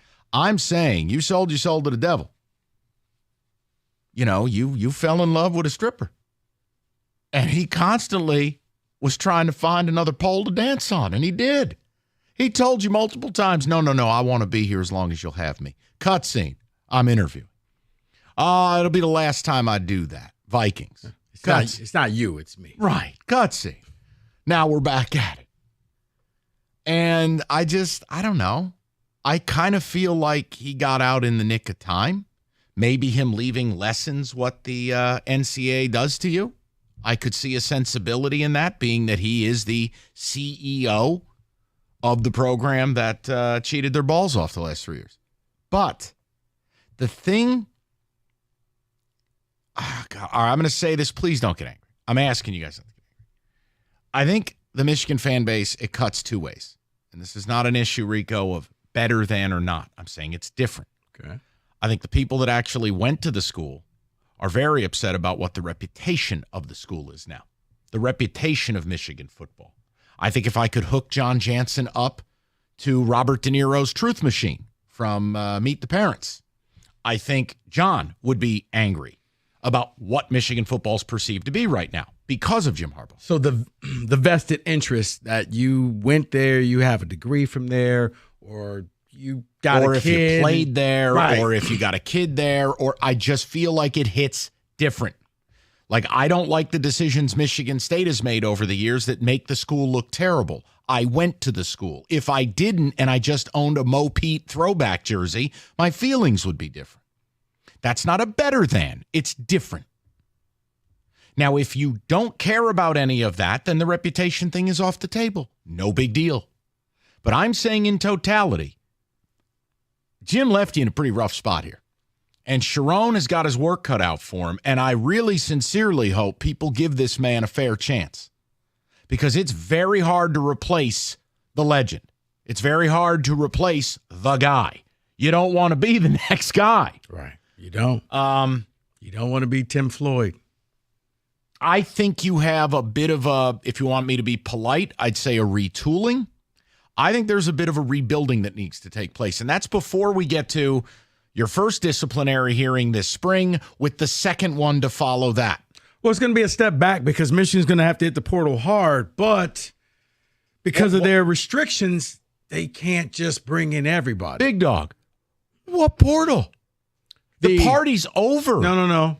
The next phase of the portal. When's that take place? Spring practices. Oh, great. No, because after spring practice, the portal opens up again for 30 days.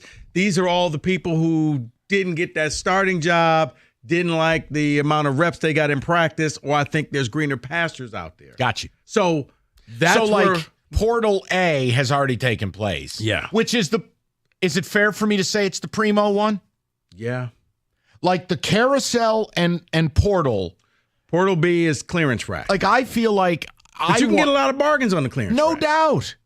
I'm saying for Sharon, where do you go for staffing this deep into the cycle? I think You're going to hold on a lot of people. You're going to elevate a lot of GAs and give them their shot. And like, hey, Mike, you want to be my OC, Mike Hart.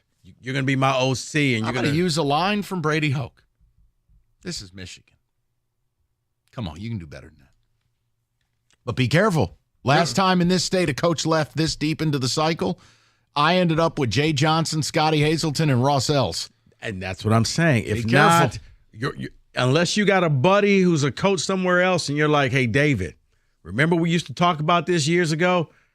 Come run my defense. Come run my tight ends. Come run this. So, but I think he's going to try to keep a lot of people intact. And then unless, because all your coaches are all out there, unless there's a few stragglers that just didn't make the cut. I think it's a tough spot. And again, I don't think it's some like death sentence, but there's so many factors to this, and Harbaugh just waltzes away. That's tough, man, especially for a school that was willing to go to the mattresses for him. Do the unthinkable. They defended the indefensible when you really think about it. They cashed in all their integrity, all their ethics, all of their sanity, and they did it for him. And still, if you believe the reports, we're ready to make him the highest paid coach in the game who wouldn't be eligible to coach next year. Imagine paying $12.5 for a guy who couldn't be on your sidelines. But as some of you have said, that's the cost of Harbaugh, and that's the cost of winning the Natty. I'm not mad at you for saying it. See, but I think that's why most Michigan fans that we're hearing from are saying it's not worse, because they look at it, because you have to think, in my mind, what I think about it is the reputation of the university is nowhere near where it was when he first got here because of what he's done. Well, I would say the football program, but yes. Noted, understood. Yes. But I think many of them say, oh, no big deal because, it was just a cheeseburger. That's what they've deduced it to. And then you also have, well, the NCAA just has a vendetta against us. So when you already on foundation are there, they can't say that it's worse off because they don't look at the NCAA stuff as a thing. David, I don't need them to say anything. I just think it's a different angle from the very boring, monotonous, oh my God, Jim's gone, call me. I mean, come on. Let's go to Jeff, 97.1. Jeff, what's going on? Hey, guys, if you can give me a little bit of latitude here, I want to make a comment about the Raiders that you guys are talking about before I get to my Harbaugh comment real quick. Wilson to the Raiders, no thank you. With that offensive line, you better dial 911 right now. Okay, I'm done. Okay, so Harbaugh, worst shape, I would say, for a couple of things that people aren't addressing maybe. One, Moore is going to have to spend as much time keeping his players as he is exploring the portal when it reopens. That's a tough task, especially for somebody who's in a new position. Besides all the attrition and everything else, Moore doesn't have the cachet to fight the battle that Harbaugh has been fighting regarding the NIL at Michigan. Michigan's still behind in that, and that's a huge handicap that I don't think Moore has the cachet to fight for. And kind of the final thing is, as you've mentioned, replacing the staff, whoever stays and whoever comes from the portal, you're going to have a new defensive scheme. And, players are going to have to adjust on the fly. And this all of this combined, some people might say, well, it's worse than Natty. Okay. So, teams are in decline. You look at LSU after their national championship, they went 7-5. I mean, attrition, all these things add up, and it's worse than Natty. It is right up until you go 8-4, right? And that's when the Natty starts to fade. Season 2, maybe you're 9-3. And it starts to get further and further and further away. And that's why I feel for Moore, because is usually the situation in these conditions, he's the bridge coach. Yeah. We don't know it yet for sure, but he's the bridge coach. And he is the one who's going to set all the NCAA stuff. He's the one who's going to hold the team together with tape and rubber bands. And then 3 seasons from now of 8-4, someone else will come in and rebuild. That's what I really think is happening, and that's why I think we're in a little bit worse condition than we were previous. Yeah, no, Jeff, there's nothing for me to argue. I don't want you to think I'm being dismissive. I happen to agree with a lot of what you're saying, so you kind of said it all. I mean, Rico, is there anything to take him to task over? I don't. No, there's not. I think Jeff and I view the world in a similar way. Very well thought Right. out. None of it is a shot. It's not smarm. It's about having a real sports conversation. It's okay to be thankful that you got the natty and you're willing to dance with the devil, but let's have a look ahead now. I do think there's some stormy waters. I mean, if Sharon Moore waltzes in here with a roster that loses how many players, and all of a sudden Michigan's in the playoff again next year, you're talking he's the national coach of the year. You're talking about a remarkable coaching job. Because the problem is, look, if you wouldn't mind, David, I mean, pull up Ohio State's recruiting, pull up Georgia's recruiting, Bama's recruiting, pull up what it takes to maintain national championship good versus this is a team they're going to write books about, both good and bad. But this is a special group, and you lost them. You know, it's very similar to what MSU had when we recruited kids that shouldn't have been as good as they were. We had a magical couple-year run, and you know what we couldn't do? Sustain it. Crashed and burned. Couldn't do it. We ran out of 3-star Darquez Denards and Denikos Allen, who I swear was 35 years old as a freshman, but whatever. Like, and Trey Waynes, the cowboy. Special, lives in Montana now. I think you had a special group of players, but if your intent is what David's is, which is I want another natty. Well, see, that let me know. That was one of the other things when JJ walked away and when they really weren't hitting the portal hard and you didn't see a lot of great people on campus in their window for on-campus visits. I know what it reminded me of. A guy who wasn't trying because he was busy doing other things. Now, not all other things are created equal. Let's clean that up. Not all other things are created equal. I'm saying distraction is distraction. He wasn't focused on the task at hand. Thank you, Rico Beard. See, that's what you learn for doing radio. And Specs at LTU can teach you how to do those types of things. Or you want a career in television, or you're a graphic design artist, hey, Specs at LTU can help you achieve your goals. You said you wanted to try something new. Let Specs at LTU get you on the path to achieving everything that you want out of life. So what are you waiting for? Be curious. Go visit the website, ltu.edu/specs, to learn more about that broadcast media arts, the digital media arts, and graphics communications program taught through Specs at LTU right here on the campus of Lawrence Tech in Southfield, by instructors who actually work in the business like yours truly. What does that mean? It means you're going to get a ton of hands-on experience from day one. So you're going to learn everything that it takes to make it in the business. So once again, what are you waiting for? Be curious. Visit the website, ltu.edu/specs, to learn more. Then make magic by enrolling in Specs at LTU certificate program today.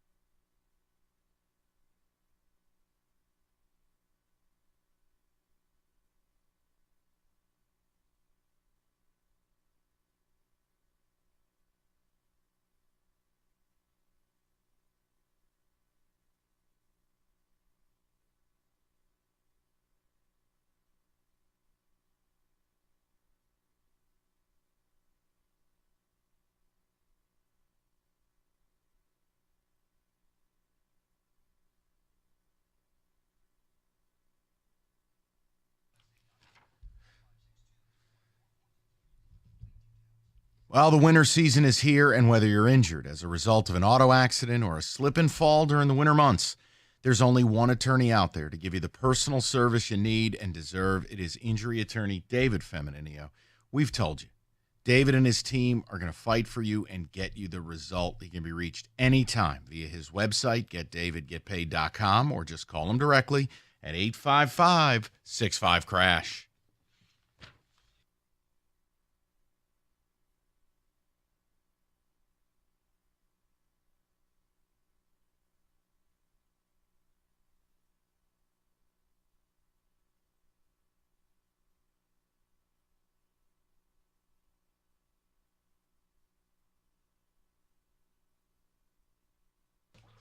All right, we got a football today a little later.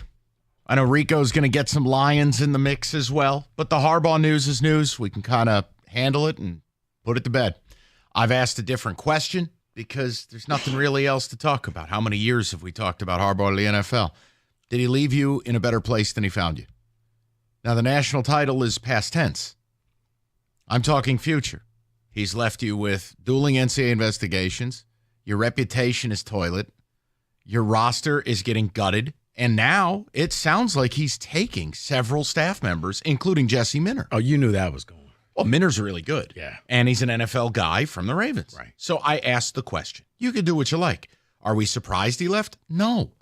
I don't know what some of the Michigan media was thinking with their whole, well, he's in Ann Arbor on his porch. You know why? Like, no. What? Because every year they've gone through this. So the safest bet is, in the end, Jim's just going to circle back, and he's going to be here, and he's going to make everybody look stupid. But, yeah. Oh, he's on campus. Cutscene.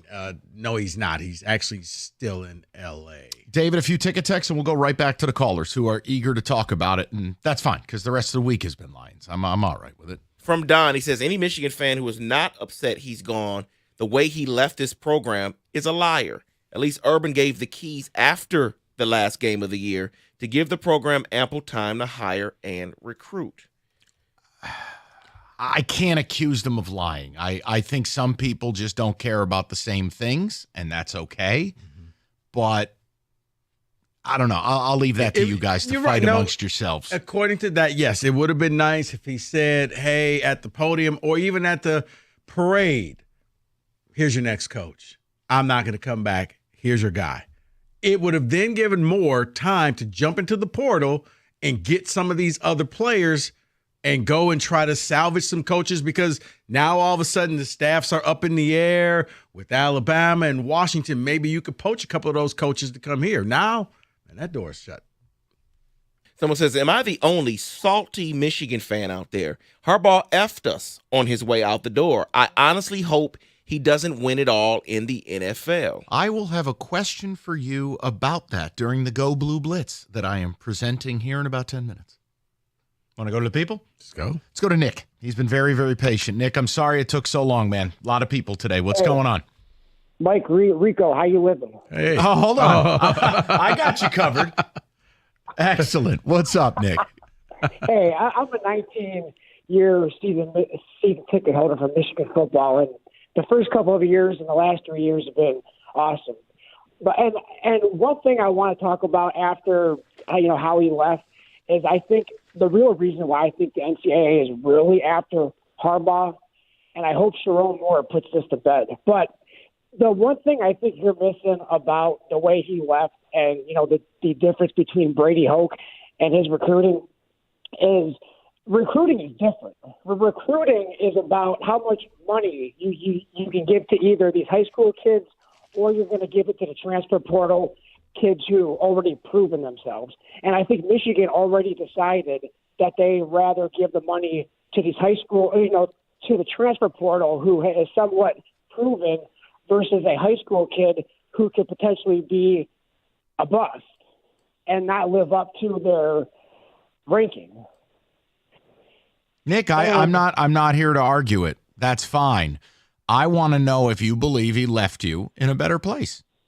Yeah.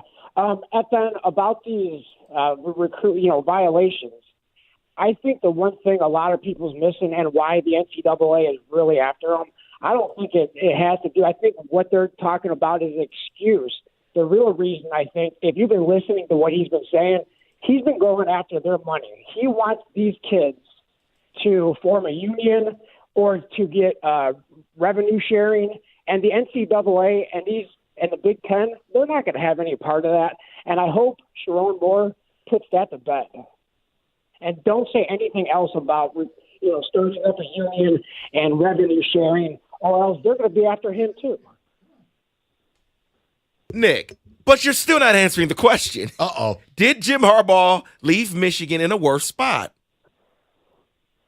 They're loaded still on defense. So answer the question, yes or no. Did he leave Michigan in a worse spot? Well, they have Jaden Davis coming in. He's a number. Done. This ain't baseball. It don't take 4 balls for a walk. I gave you the 3. Just take your base. I can't do it. Oh, and Nick, I love you, but you just had to answer the question. I mean, I don't need to hear about some freshman who I have no idea if they can play or not. I mean, what are we doing here? Kenny. That's fun. No, I mean, it's okay, buddy. And Sharon Moore, don't talk about money for the players. Okay. I actually liked Harbaugh's stance on those matters. Yeah, because I guess I'm weird. No, he was getting the ball moving, but yeah, if you're waiting on a quarterback that is yet to play a college snap, let me tell you, history says not going to turn out well. Not to say that he will be a bust, but there's probably about a 99% chance it's not going to happen this year. Rob, 97.1. What's up, Rob? Mike, there's nothing you can say that will change my mind. Coming from a Michigan fan callers ago, I mean, that's just how insufferable they are, man. That's just who they are. And so this is similar to what Notre Dame went through with Marcus Freeman, and I'm not sure why Sharon Moore is looked at as the savior, because I like just looking at it objectively. That university and the fan base wants to give the keys to a $220 million car to someone that has never been a head coach in Division I football. That to me is the recipe for disaster. Well, okay. But you got to look at Rob, you got to look at what he did in that 3 games. And it wasn't like it was 3 cupcake games. It was Penn State. Rico, what did you say yesterday about Kevin Durant? You and Mike were talking about Kevin Durant, and I think Mike said, your mom or your nephew could have coached that team, and they still would have won. Michigan was loaded this year. As hard as that is for me to say, their defense, their offense, they were a really good football team. Okay, but no, Rob, they were loaded. But here's where I got to give him credit for doing this. To abandon passing the ball in the second half, knowing we just can't get it done, and I'm going to run for the entire second half, was a ballsy move. No, again, I'm not taking anything away from Sharon Moore. What I'm saying is I think there needs to be a lot of due diligence. Is Michigan going to be 12-0 next year? I agree with Mike. I think they're in he said retooling. I think they're in a rebuilding year next year. So why not do your due diligence, interview different head coaches, bring in someone new and start it out fresh, as well as Ward Manuel. This is kind of like Stan Van Gundy, Al Avila picking, the next head coach of your team, and then he's going to get fired later. Does Michigan really want Ward Manuel hiring their next football coach? I would not be. All I want to say, three of your first 6 games are Texas at home, USC at home, and then at Washington. Look, Rob, all I'm saying, I've never used the savior term with Sharon Moore. I've said he's a quality, well-regarded in-house candidate. You get continuity, you get familiarity, and the best chance to keep your class together. I have not used the savior term, so let's be fair. You have doubts about him? Respect. But I'm just giving you, I've always thought it was the best option when you're in the late window. Okay, good luck. You want to go shopping for a coach now? I don't know. If anything, he gets the 1-year interim. Go ahead. Moran Buick GMC, where they make car buying and certified car service a breeze. Celebrate the start of 24 with a new vehicle, GMC Terrain, $249 a month. The 24 Sierra, $1,500. Heated seats, loaded out, $318. Yes, they have Denali's in stock. Just go to MoranExpress.com. Whether it's the certified service or checking what stock they have, Moran Buick GMC has got you covered. It's Moran Buick GMC, where you always get the best price period. It's on Telegraph just north of Eureka and Taylor, or MoranExpress.com. Moran Buick GMC, we are professional grade.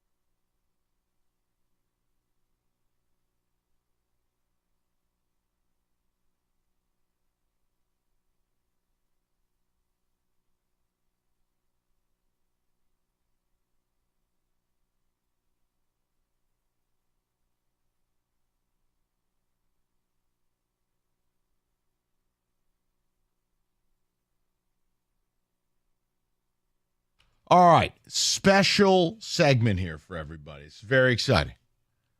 I am going to ask the critical questions to the gallery of Rico Beard, Kenny Cott, and Mr. Hatchet Man Hull. One is a Sparty, one is an SEC honk, one's a Wolverine scumbag. All perspectives. It's the Go Blue Blitz, David.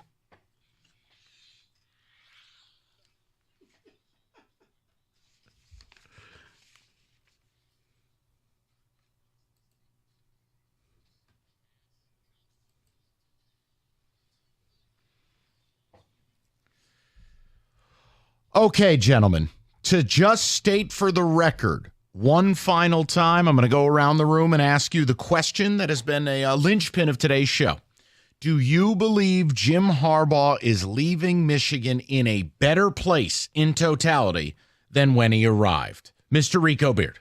No, I do not think that he restocked the shelves the way that they were when he got there. This is a team that probably has enough to carry them through one more season, and then you will see where the deficiencies will kick in. Mr. Kenneth Cott, a.k.a. Paul Feinbaum. Well, in the SEC, the goal is usually to win a natty, and when that is the case, he did not leave Michigan in a better spot, taking away, coordinators and people. There's no way that Michigan could possibly be closer to a natty than they were when he got there. David Hall. Yeah, no, he didn't. Reputation shattered, roster and coaching staff in ruin, so no. We're going to stay with David Hall. I want to ask you a question. We have heard a number of names bantied about for the job, yet locally, and I think appropriately, we've all said, it's got to be Sharon Moore.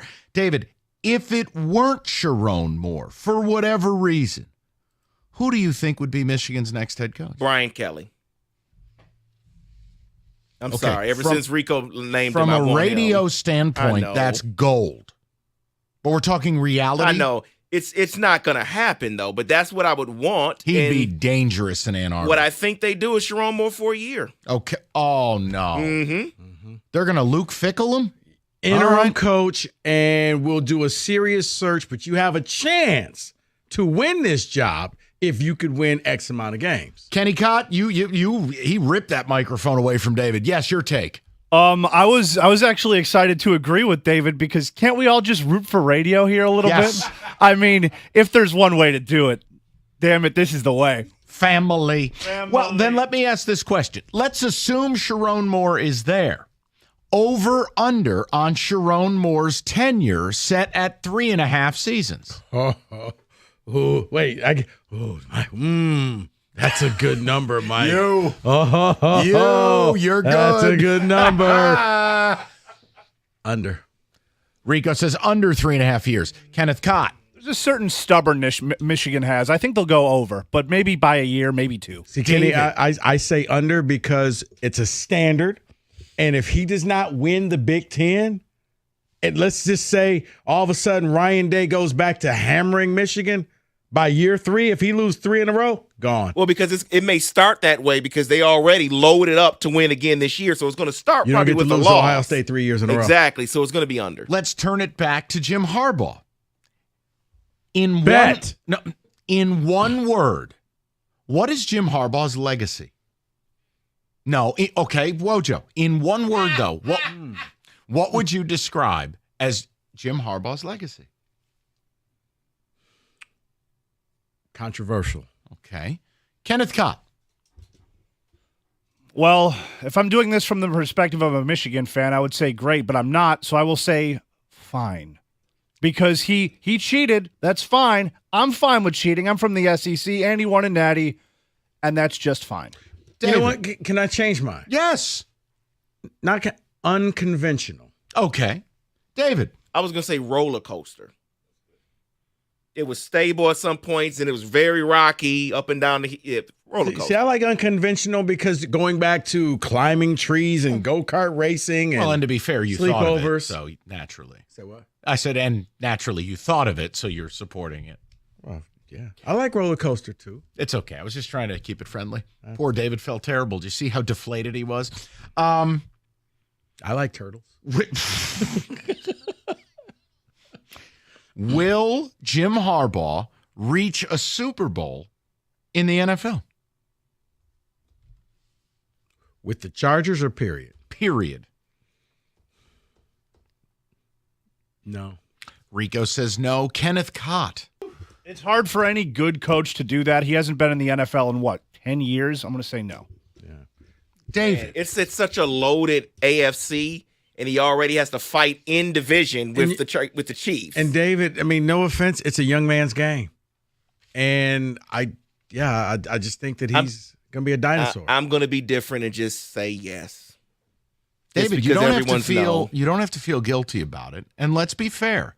He has someone that Rico loved in college, and he has been largely a very good player who I think they've had a very bad offensive staff around him. It's Harbaugh, it's Justin Herbert, it's Greg Roman. There's a proof of life there. And the Chiefs, I know, everyone thinks they're just going to keep making it. I think Chiefs are in a whole lot of trouble the next few years. But, Mike, you could ask that same question, the over-under his tenure with the Chargers. Well, I'm glad you asked, Rico Beard. The over-under for Jim Harbaugh in the National Football League set at 3.5 seasons. You said in the NFL or Yes, just with the Chargers? In the NFL. Does that include, let's say things don't work out with the Chargers, he gets canned in a year or two.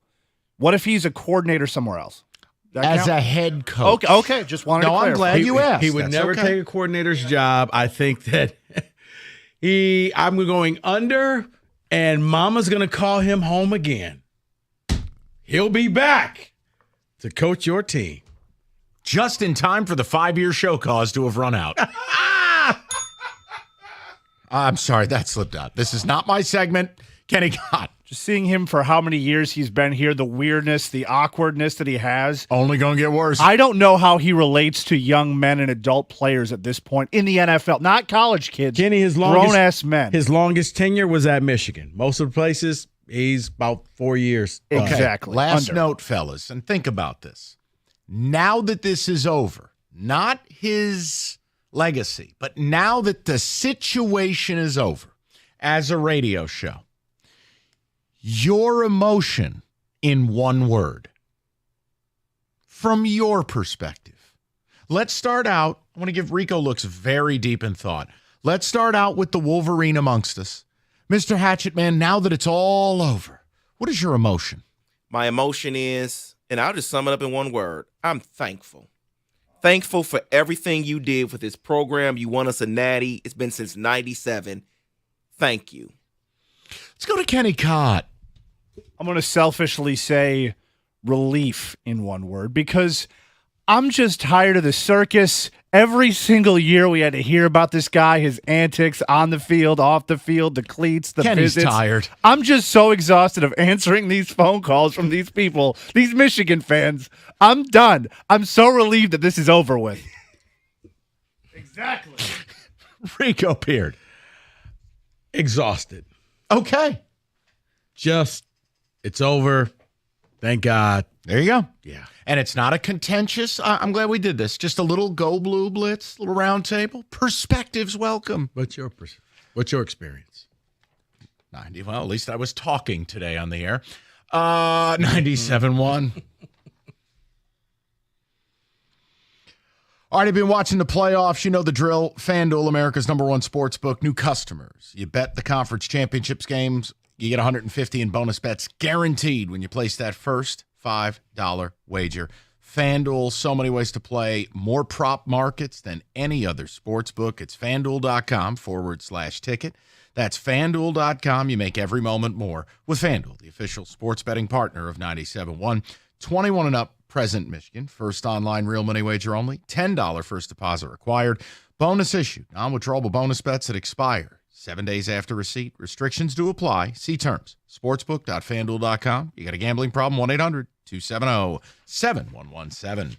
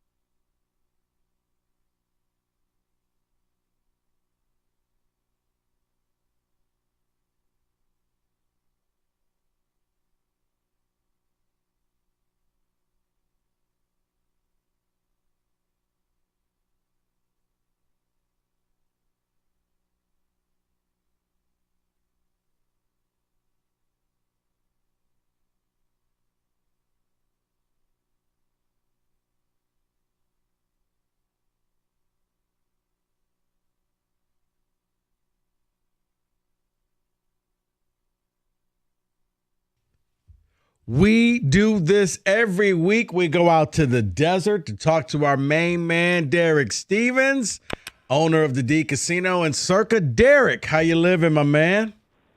Terrific. Great to talk to you guys. Boy, what another day. We had a great time in Detroit last weekend, and we're all fired up about this weekend. Derek, that is the main question that everybody wants to know. You may be the good luck. Are you going to San Francisco? Oh, yeah. Here at Circa, we're doing a Lions pre-party Friday night from 7 p.m. to 9 p.m., doing the same thing Saturday night. And what we're doing is we're giving away merch. We're giving away some cabanas at Stadium Swim. And then the grand prize is flying with my crew and myself Sunday morning. We're going to Levi's. We got a whole bunch of tickets. We chartered a jet. We're ready to roll. The private jet with Mr. Stevens. Because if you got a private jet, you're Mr. Stevens. I'm just letting It's a charter, but it's the same thing, so I know what you're talking about. Derek, Awesome. Go with me on this. It's a private jet. Derek, when you look at what this Lions team is doing, before I get into the actual games, Super Bowl in Vegas, just sell the people on the Vegas experience and why they should come out there for the Super Bowl. Well, effectively, the NFL just makes this day bigger and bigger all the time. It goes from a day to a 2-day to now it's a 3-day. Effectively, Monday is a national holiday. Now, with this coming to Vegas, this effectively a 7-day event. The check-ins for Super Bowl start the Monday before, and then the parties and the athletes and celebrities. It's pretty amazing what's going to happen during the day and in the evening every day leading right up to kickoff. Talking with Derek Stevens. Derek, this is where you pay your people in the back room to come up with the lines a lot of money, because I look at this Kansas City Chiefs and this Ravens game, and the line is for both games, the lines were set and they've stayed in the same spot. But are you seeing any money one way or another on the Chiefs and Ravens? Yes, we're seeing Chiefs money. Both on the +4 as well as a lot of Chiefs money line. So that's kind of where we've seen most of the action for the early game on Championship Sunday, and then for the Lions game, it's been back and forth.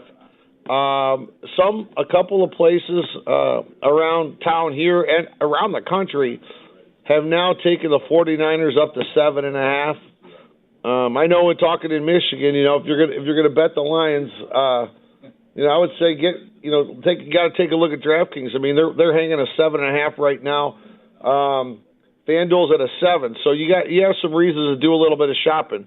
We're not in the market, so I'm just being honest about it. If you like the Lions, you ought to get it on DraftKings then. Right, Derek. Have you ever seen a player as impactful as Deebo Samuel? Because he affects the line by like 1.5 or 2 points, whether he's going to play or not. I think a lot of people are kind of waiting to see if he's going to get cleared to play in this game. Is that the same with you guys? Oh, absolutely. As far as the Lions game goes, everyone is really speculating on Deebo. That's what's moving the line. I think that's why a couple places, DraftKings and others moved up to 7.5. I think we saw that it correlated with a little bit moving the over from 51 to 51.5 up to a 52 at some places, because they're speculating on Deebo being active. Effectively, if Deebo is not, how much lower is the line going to go? I don't know that you're ever going to get below a 6 in this game. So I think that's what some of the early thought process is as far as people playing early here. And it's funny because I guess I would have thought that this line would have been a lot closer, especially watching the Lions play and looking at how the 49ers play. But Derek, it's been 7. It's been hanging around 7 for the entire week so far. It's one of those things that I trust you guys out in the desert that you know what you're doing, you know what you're talking about, and you know what the formulas are. Well, I mean, I think everybody's just taking a look at what where they speculate. I mean, I definitely feel comfortable saying, without a bias, that the Detroit Lions are effectively America's team in many ways. It's a team that people love, East Coast to West Coast. But at the same point, when you take a look at the teams that are remaining, boy, the Chiefs have one heck of a following, and so do the 49ers, particularly on the West Coast. So you're going to get a solid amount of money coming in on the 49ers, even though I agree with your point there. Derek Stevens, he's the owner of the D Casino and Circa in Las Vegas. Go check him out, especially in a couple of weeks, Detroiters. If the Lions happen to make it out there, there's only a couple places you need to go to, and that's my man Derek's establishments. Derek, appreciate your time. I'm sure you're going to be having a fun time on the charter jet flying out to Levi Stadium. Be safe and have fun. All right. Thanks a lot, guys. Good to talk to you. Take care. I see you. That's Derek Stevens, owner of the D Casino in Las Vegas, where, David, I think a lot of people are going out to Las Vegas regardless. Win or lose, Very true. Whatever happens, they're going. They're going for that party. They're going for that party atmosphere. And here's the funny thing. If you're a Detroiter, you actually get to experience that twice, because then a few months later, right here for the draft, that's going to be the same type of festive atmosphere, except for let's hope the weather cooperates. Well, it's kind of funny you say that, because usually people treat NFC, AFC Championship weekend, they like it better than the Super Bowl.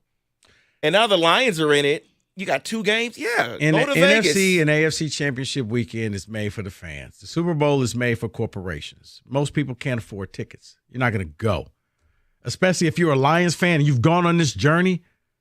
I mean, now you are to the point where you're selling kidneys. You are. You've run out of money. You're in debt following this team just to get a standing room only ticket. Yeah, which is wild. Yeah. But by the way, I think I figured out something. The opening game next year, that Thursday night game, I think the Lions are going to be involved. A second year in a row? Well, they're America's team. You heard Derek say that. Yeah, very true. They're America's team, David. And yeah, you want the answer? You want it now, or you want me to give it to you later? I'll give it to you now. I'm not going to make you or the people wait. Especially what happens this weekend. I think it's going to be a rematch of this weekend. Lions and Niners. Niners? Yep. Yeah, they do play. They play next Yeah, year. they do. They play at Levi. They both are in the NFC Championship game. What a better way to start the year off than to run that game back on a Thursday night. Well, then that means the Niners will have to win it all, and I don't think they're going to win it all. I don't even think they need to win it all. I just think that Yes, it's they one do. of those. They have the Super Bowl champion on Thursday Not night. necessarily. I mean, it's one of the final 4 teams. But I get what you're saying, and or maybe the Lions win it all. Okay. You short? Wow. They say I hate Detroit. I'll talk about it Friday. I got a question for you in the 4:00 hour. Plus, we are still talking. Did Jim Harbaugh leave Michigan in a better shape than when he first got there? We'll get to that. Like I said, plus, I got a Lions question for you guys. That's coming up next. 97.1.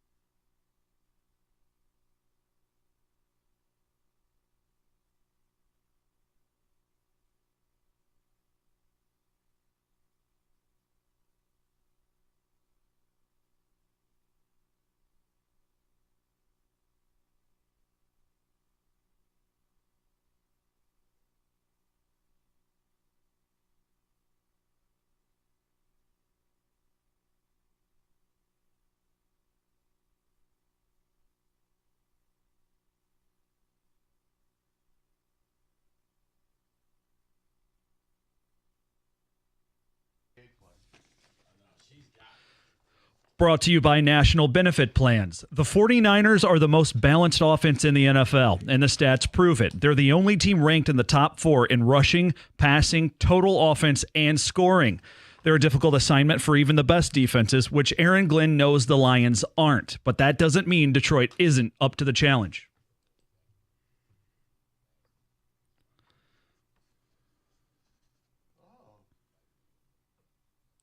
The Lions already had their work cut out for them this weekend being on the road. Away teams are just 8-16 in NFC Championship games since 2000, although road teams have won at least one of the 2 conference title games in 14 of the 24 championship weekends. Wait, what's those millennium. numbers again for the away teams? 8-16 since 2000.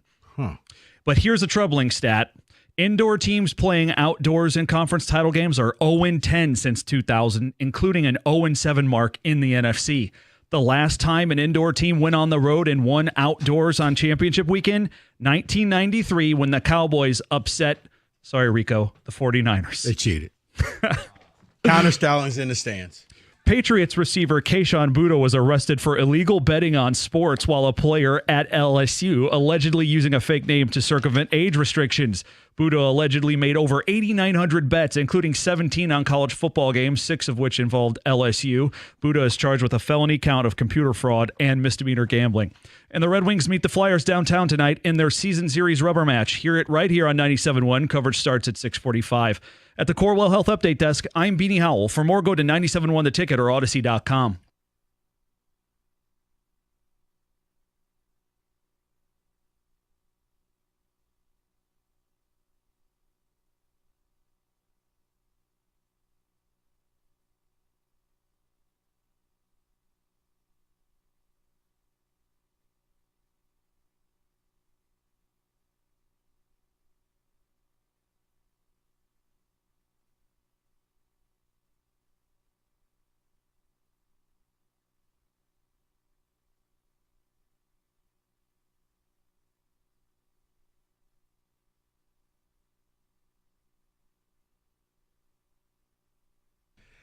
All right, this is the part of the show where we hand it over to Roberto and just hope that he doesn't embarrass himself.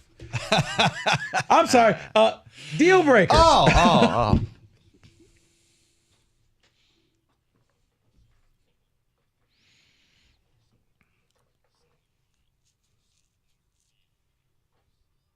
Yeah.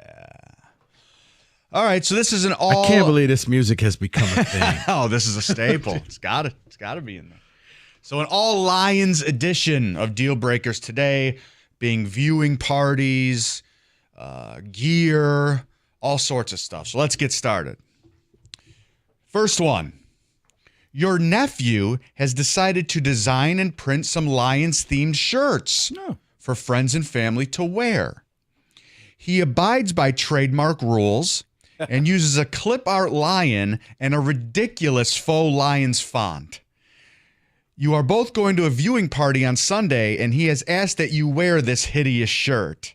Is there any way to get out of this, or do you just be honest? How old is the nephew? Ooh, good question. Make him old. 19. No, you're not wearing it. That's a great question, though, because if he was 10, Right, 7, if he was yeah. 6, You know that guy's wearing it for sure, David. Are you serious? Oh, no, I'm not. A 6-year-old designed This guy wears it all for free. And then you go to the game with the 6-year-old and like, hey, little Evan designed this If shirt. he drew it with a crayon, Right. yeah, you got to wear David, it. didn't you come in here dressed as a blue M&M one time? The only one he bought. Thanks for trying to say I bought that shirt. I'd wear it. I mean, you see worse on X or Twitter, whatever you call it, with some of these I mean, you know fan-made what? things. So long as everything is spelled correctly. Yeah, as long as it's not loins. You see worse at games. Evan, you see Detroit these jerseys loins, walking yeah. around. There was one that I saw over the weekend where it was a St. Brown jersey, but every single different color. I'm like, could you get a bigger bootleg jersey guy? Like, what site did you find that on? I'd wear it, though. I got no problem with them. I don't know. Clip art. Looks weird to me. Kenny, you wearing it? Kenny will wear it. You wearing it? Yeah, I'll wear it. Why Got not? no shame in his game. Have you seen us? I'm wearing it. Yeah, I knew David would. Detroit loins, whatever. I'm wearing it. I mean, he's wearing a makeshift shirt right now. You can't buy that. No, in this stores. was a Father's Day gift. Leave it alone. The Detroit loins. I bring it up because last Sunday my wife had on this sweatshirt. I think she got from like Goodwill or something. And it just says Detroit football.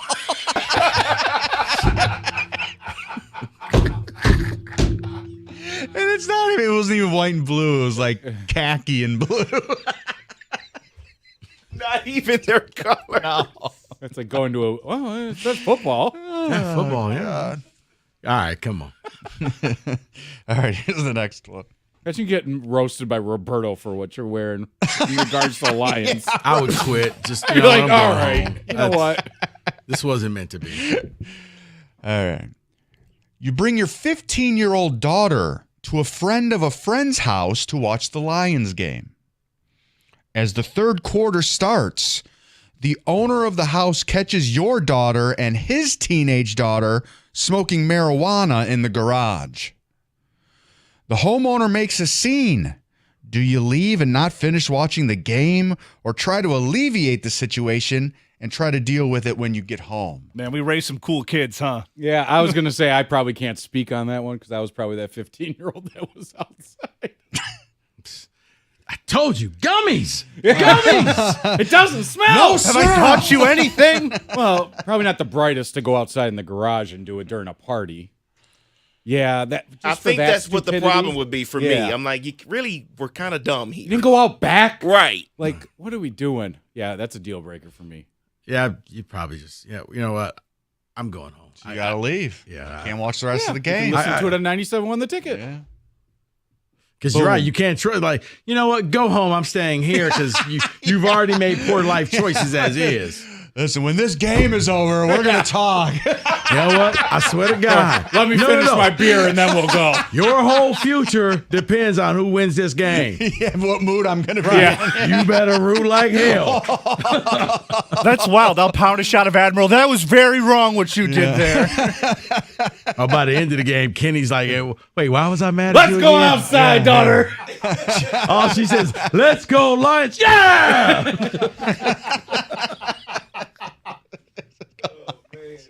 I didn't think about that. That's a good point. What mood would desire the punishment based on who wins the game? Because if they win, you're just like, yeah, you let it go. All right. They lose, you embarrassed me. Right. Oh, yeah. It's all your fault. In front of your friend's family. Right. Awful. All right, here's another one closer to home than your friend's friend. Not to me personally. Okay. Let me clarify that. Your sister invites you to her house to watch the Lions game. I'm out. The problem is her husband is notoriously cheap. Oh. He keeps the house freezing, never has enough seating, never buys brand name snacks, and insists the guests BYOB their own drinks, even soda. I love that you say name brand snacks. How do you get out of this, or you just have to suck it up and go? The great value snacks. Yeah. Cheese poofs. Right. I would have said no the moment she asked me. Like, are you Chocolate cookie. Would you like some Chicks Mix? Chips. Yeah. Just chips. There's no way I would go just on premise alone. Yeah, that big I'm of a out. game? No chance. shot. Yeah. And it's not even the snacks. I would eat the It snacks. just doesn't sound like you're going to have fun. Yeah. Sitting there Like the whole point freezing of your balls off. The whole point of going to games and watching it with people is to have fun. And if we already have discussed what's going to be on the menu, no. And I don't think the cold is going to be that big of a factor because so many people are going to be sweating that one out. You might want to be in a cold spot, actually. Yeah. But the snacks, I kind of want those snacks. We should do that tomorrow or when Mike's in next. Try to get the most generic we can find. That'd be a good contest. You don't want that. Who could find the most generic snacks? It just says snacks on it. I can find some generics in that. Okay. Yeah, I don't think you want to do that. Please, I felt bad for Cookies when Mike had to ride with him for the Michigan State game. He plugged in. Like, you really took the electric car and put Mike in that. Wow. That And was then ballsy. pulled over to plug in. Hold on. Plug and play. We can't get there. Yeah. It's like your old CD player when you didn't have the power cord anymore. It just wouldn't play. He was seething, I bet. Oh, yeah. All right, I got one more for you. Your friend invites you to the Lions watch party at Ford Field. If the Lions win, it could be the experience of a lifetime. Am I wrong? But here's the problem. You're worried your friend won't be able to control himself in public and get a little too hyped and maybe overserved. What is the better choice? Go to the watch party or play it safe and watch at home with family? Yeah, your friend's going to be right there with about 50,000 other people who will be overserved. I was going to and say, a little too hype. I've seen so many people at Lions games. Down. Yeah, Kenny, grab that mic real quick. I got this. No, because I've seen people way worse than, like, if you think you're bad at a sporting event or a concert or whatever, there's always, especially at a Lions game, there's always somebody relatively close to where you are that's way worse than you Yeah, are. but I guess it's true. Like, Rico's right in the fact that if I was standing there with my arms folded, not It's showing you. any emotion, I would be out of place. Yeah, you're I would the look- jerk. I would look insane. You're the jerk. Oh, why'd you bring him? I just don't want to see a game on the field. Meaning, they're not there. You're watching a TV. If you're too overserved and you start trying to get to the field, touching David. somebody, or No, if they win, do you rush the field? Yes. And just celebrate? Kind of, like yes. they do, You do. like they did at Michigan. I think you do. I mean, I think you have to. Right? Yeah. I'm going to go rush the driveway or something when it happens. I Yeah, don't you know. have to.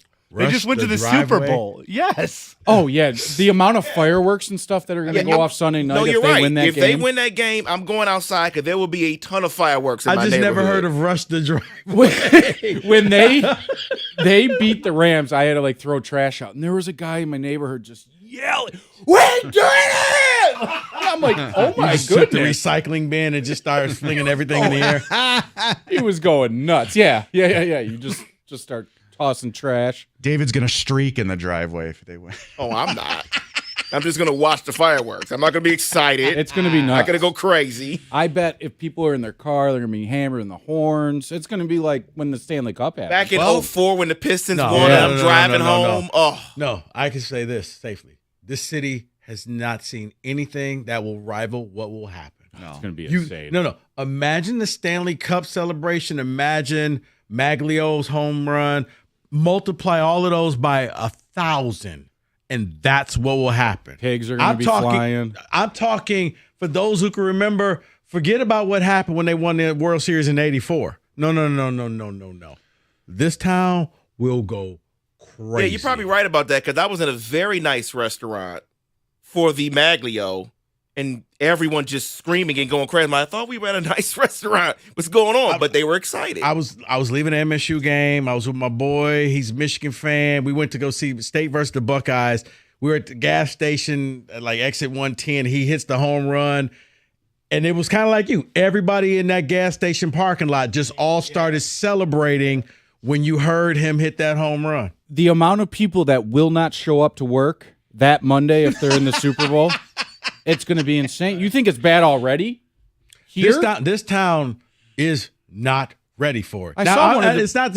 I think people will be safe about it, but I don't think you've seen the amount of celebration that will happen. Well, one of the big three already changed like their work hours so they can make sure their employees watch the game. But you It's know gonna be why? insane. Because you didn't want to buy a car that was built that shift. Right. Yeah, no. Did Three you put the wheels. engine in? I don't know. I think it's a smart Maybe. idea. I mean, I think more like traffic accidents could occur the day after. I mean, if you're hungover. No, I'm talking about trying to buy one of those cars. Yeah. Like, did you bolt that thing down? Maybe. oh, you know what? There's no latch on this door. Good enough. We don't have a windshield. Next. All right. Is that it? That's it. All right. That's your deal breakers. 97.1.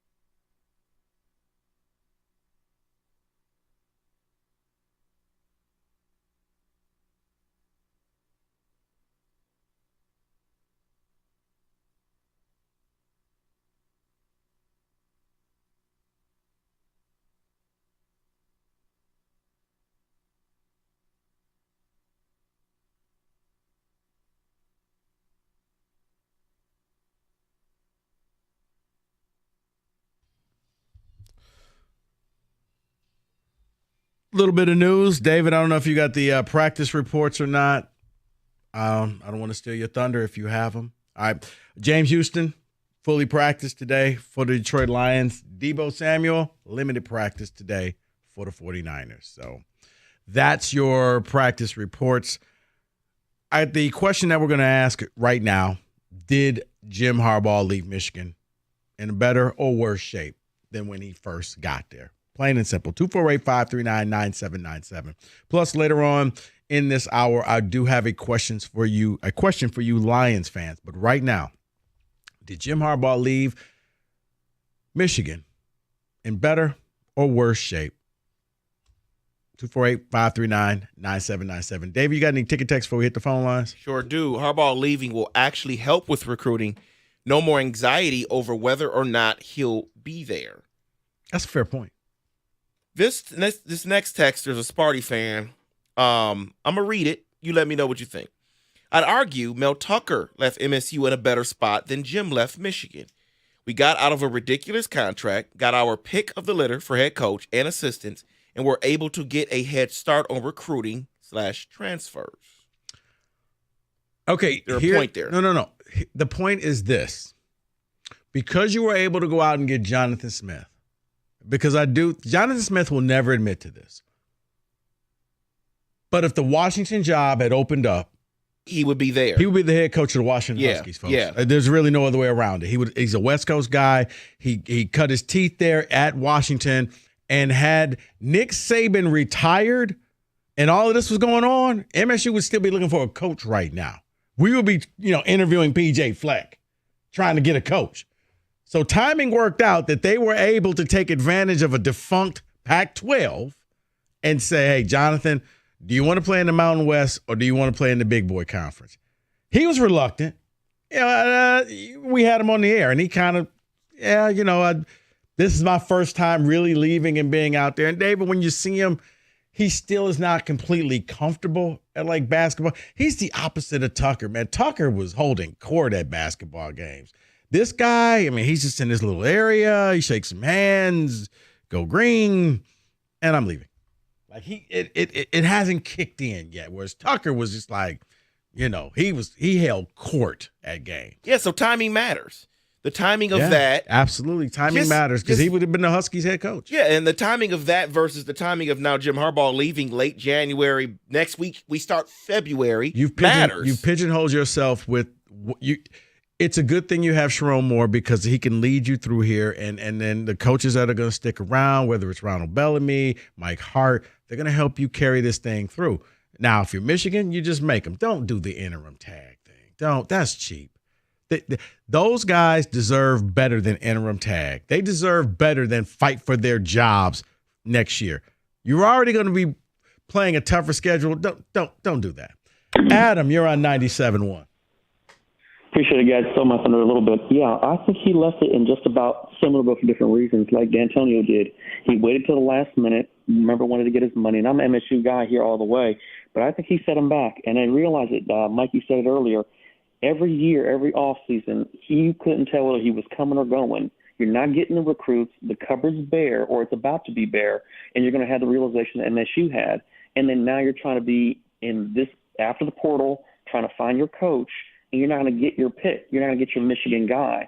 And even if you don't put the interim title on there, the pressure of Sharon Moore being that coach, being able to do it now, and like you said, Rich Rod, you feel Lloyd Carr, how long did that go? And then we see that basically, like you said, how long before this thing crumbles even further, and that's without NCAA sanctions. I'll leave it to you guys to tell me, at least Rico, what do you think could possibly still happen from NCAA along with leaving the cupboards bare? That's a great question. I think at that the NCAA, it's did they want to go after Michigan or did they want to go after Jim Harbaugh, Adam? That's the bigger question. If Harbaugh was in the crosshairs, this kind of took it away. If Michigan was in the crosshairs, then nothing has changed.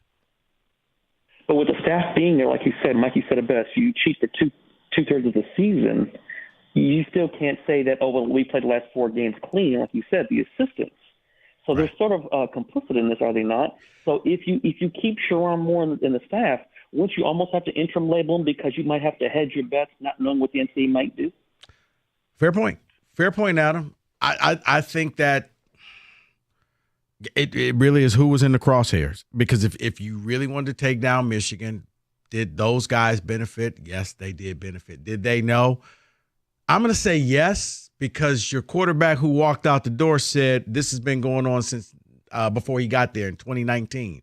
If he knew as a recruit, then that means that your coordinators knew. So that goes out the window. Don't try to say, hey, David, my fingers are in my ear now. You can't convince me otherwise.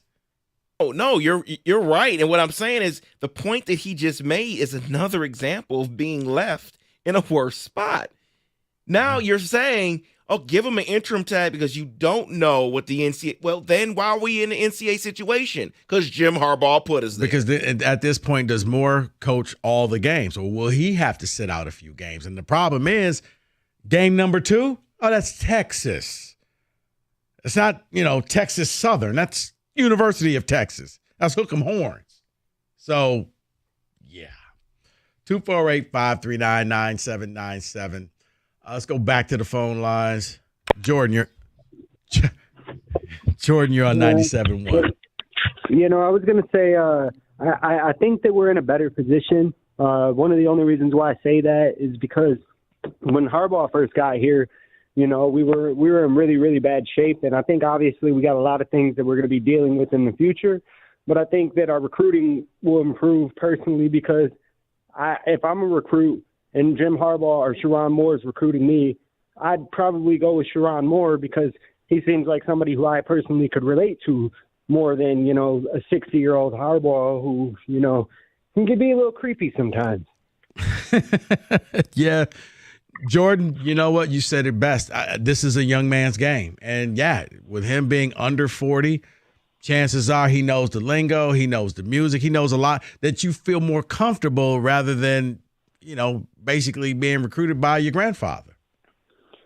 And my thing about it is I know obviously we're going to lose some staffers. I think that Minter was probably going to leave regardless of if Harbaugh was staying or not. I think he was going to go to the NFL regardless, depending on what happened with McDonald.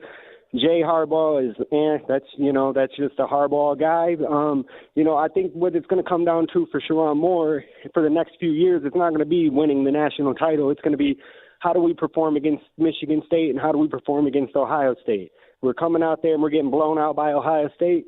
He's not going to stick around for very long, probably. If he can come out there and, obviously this first year, I think it's going to be a struggle regardless, and we're probably not going to beat Ohio State this year. But, if he can come out and hold his own and then, get a chance to get his system in place and his guys there, then, we'll see what happens from there. But I think that's what it's going to come down to when it comes for Sherrone Moore, is how he performs against those two teams. Jordan, you sound like a Michigan fan, so I would say, would it be safer to say that if he made the playoffs because it's 12 teams, 2 out of 3 years, the next 3 years, he's safe? Or is it simply you got a winning record against Ohio State in the next 3 years? That'll keep your job. Now, he's already got one in the books. So if he goes out there and wins again, I think he's in. But if he loses the next 2 times. But does he really have one in the books when Jim Harbaugh was coaching all week, getting the game plan together? David wins. Okay. So, just saying. No. Okay, so starting this year. Yes. Starting this year, in his first 3 years, he goes 2-1, makes the playoffs, 2 out of the next 3 years, but he's 0-3 against Ohio State. He's not going to get the same leeway that Jim Harbaugh got. Going back to 1995, it's going to be the first time that both coaches will be at Michigan State game, brand new coaches. Last time that happened, both of those coaches won national titles. Lloyd Carr and Nick Saban. Wow. That's some good trivia right there. That was the last. And I want to say there's only been, aside from that game, because it had to be, there's only been one coach that in their first year of being the head coach of one of the rival schools that won. You know who that was? I'm not going to get that one, no. You should.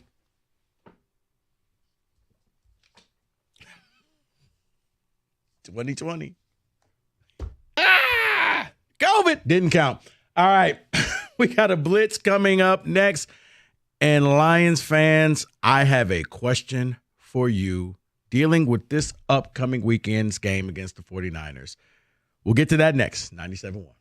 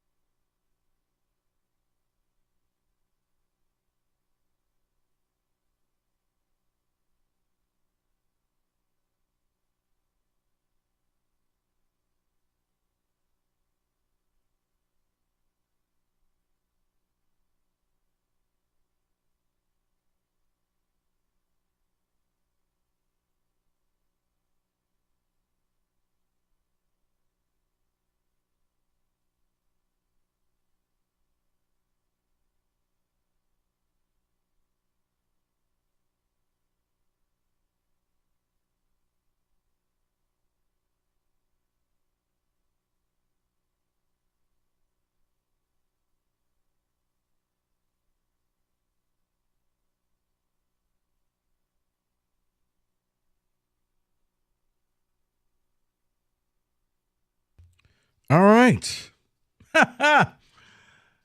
Is that breaking news, David? That is breaking news. Okay.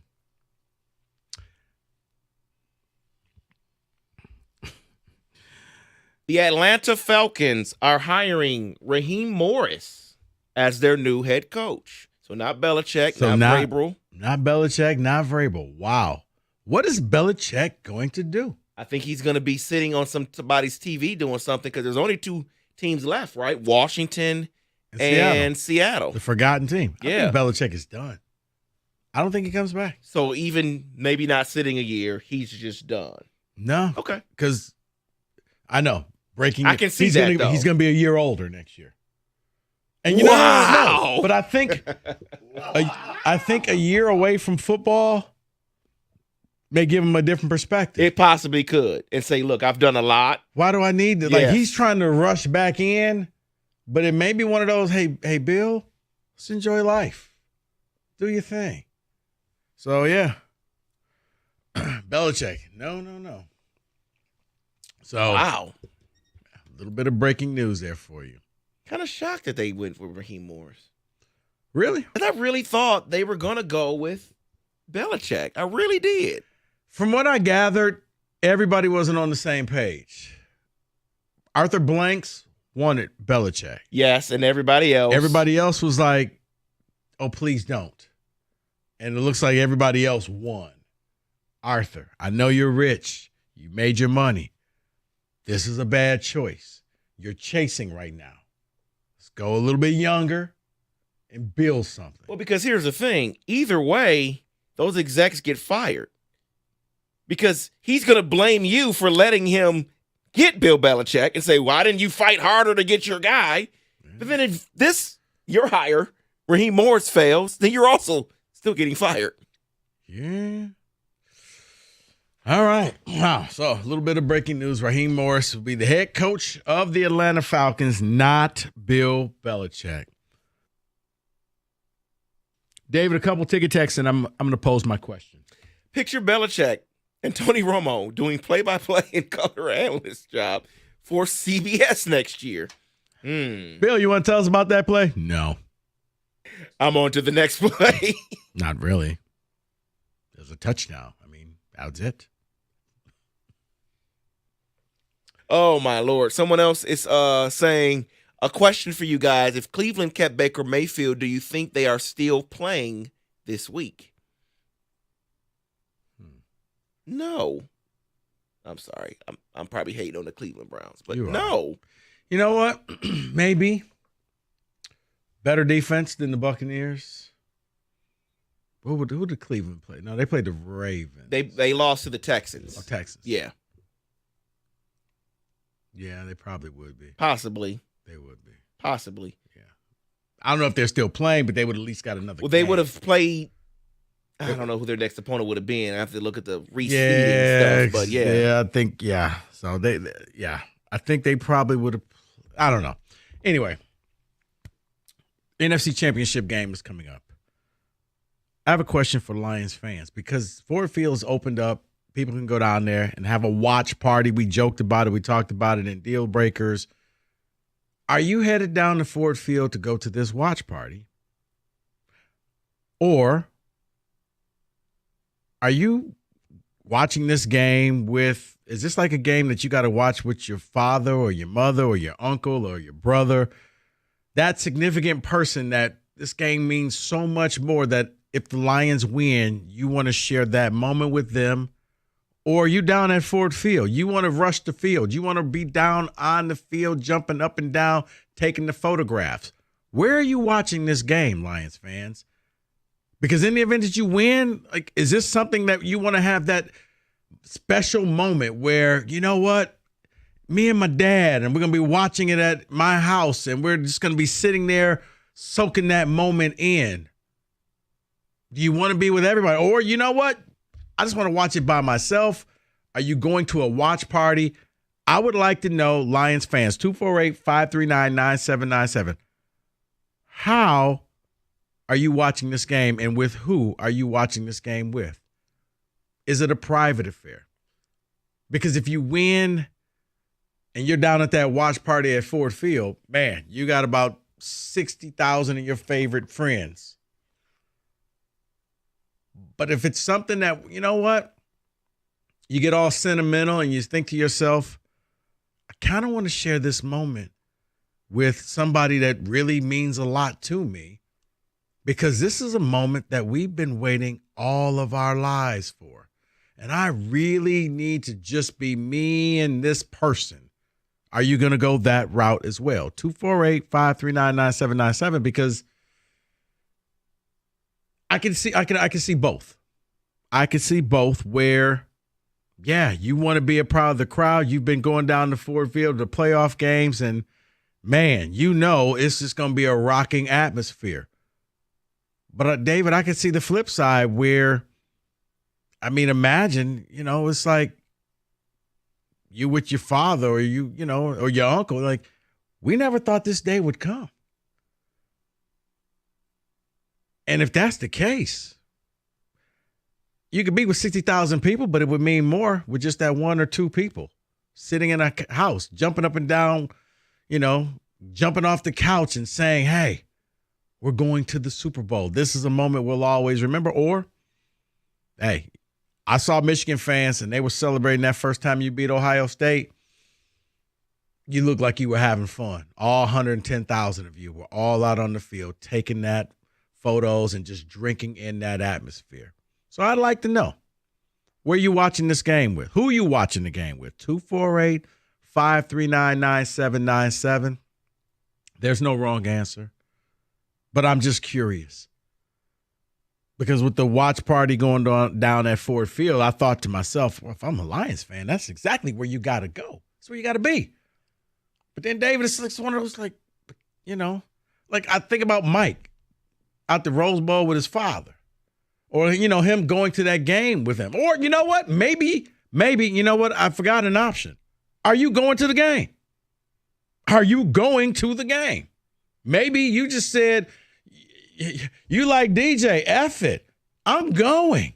I got to be there. I have to witness it in person. I have to say I was there when Jared Goff went to victory formation, took the knee, and they said, well, I guess they won't take a victory lap. You know, they still may take a victory lap in Levi Stadium. I'm saying, they will. You won't get the celebration when the confetti's shooting out, but I think that, yeah, the team is taking victory laps. The fans will work themselves down. The fans will come all the way down them, there. Yeah, I can see Holmes. Yeah, it's going to be lots of video of Holmes high-fiving people if that would happen. So 248-539-9797. Where you watching the game? Watch party, private party, or you going to the stadium? Your phone calls next, 97.1.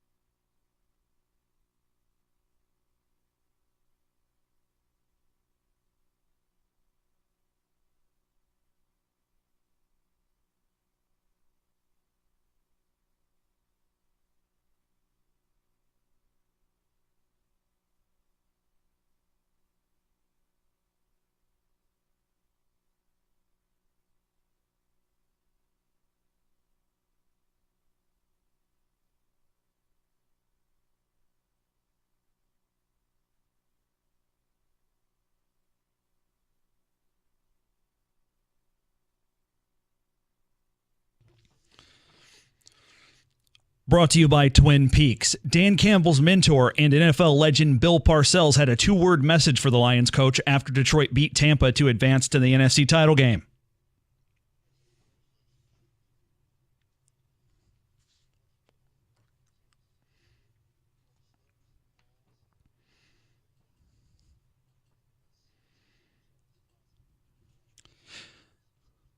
San Fran defenders fell down several times against the Packers in the divisional round. Fox's cameras caught the Niners doing their best impression of my girlfriend literally anytime we go out, changing footwear multiple times on the sideline. But it looks like the conditions won't help the Lions this weekend like they did the Packers. The forecast... You got a girlfriend?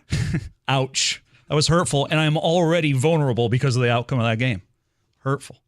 The forecast for Santa Clara Sunday afternoon, 71 degrees and mostly cloudy with a 0% chance of rain. She's a nice lady, too. I bet she is. I'm getting to know you, Beanie. I'm sorry. Something or someone who could help the Lions is James Houston. Will he finally play for the first time since fracturing an ankle in week 2? Here's Aaron Glenn.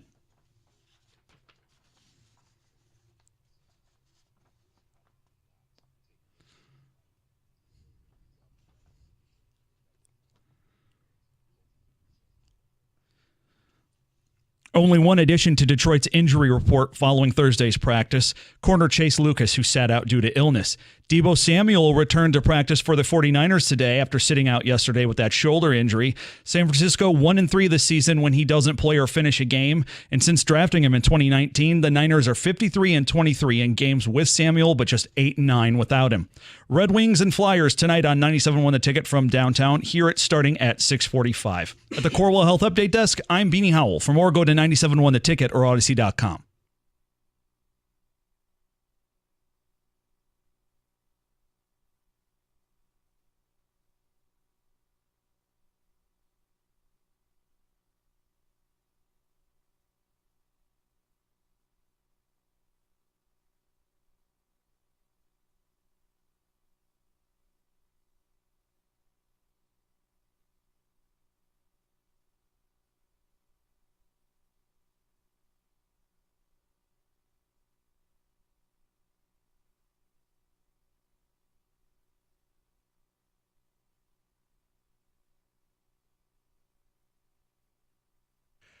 All right. You know what? Real quick before we get to your phone calls, David, 2 jobs left.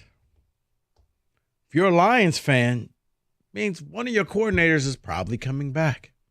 That's probably Aaron Glenn. I think Aaron Glenn is coming back unless he's going out to Seattle. It's just the Commanders in Seattle. The jobs are filling up. That's the advantage of your teams keep winning. You may end up getting both of them back, but I think Ben Johnson – I think the Commanders are doing the slowest search ever, just waiting and waiting on Ben Johnson. Okay, is he available yet? Nah, we just going to wait on They're waiting on the Lions to lose or waiting for that week before the Super Bowl, yeah. So that's when they're going to go after him. 248-539-9797. The question is simple. Where are you watching this game? Who are you watching the game with? You going down to the Ford Field watch party?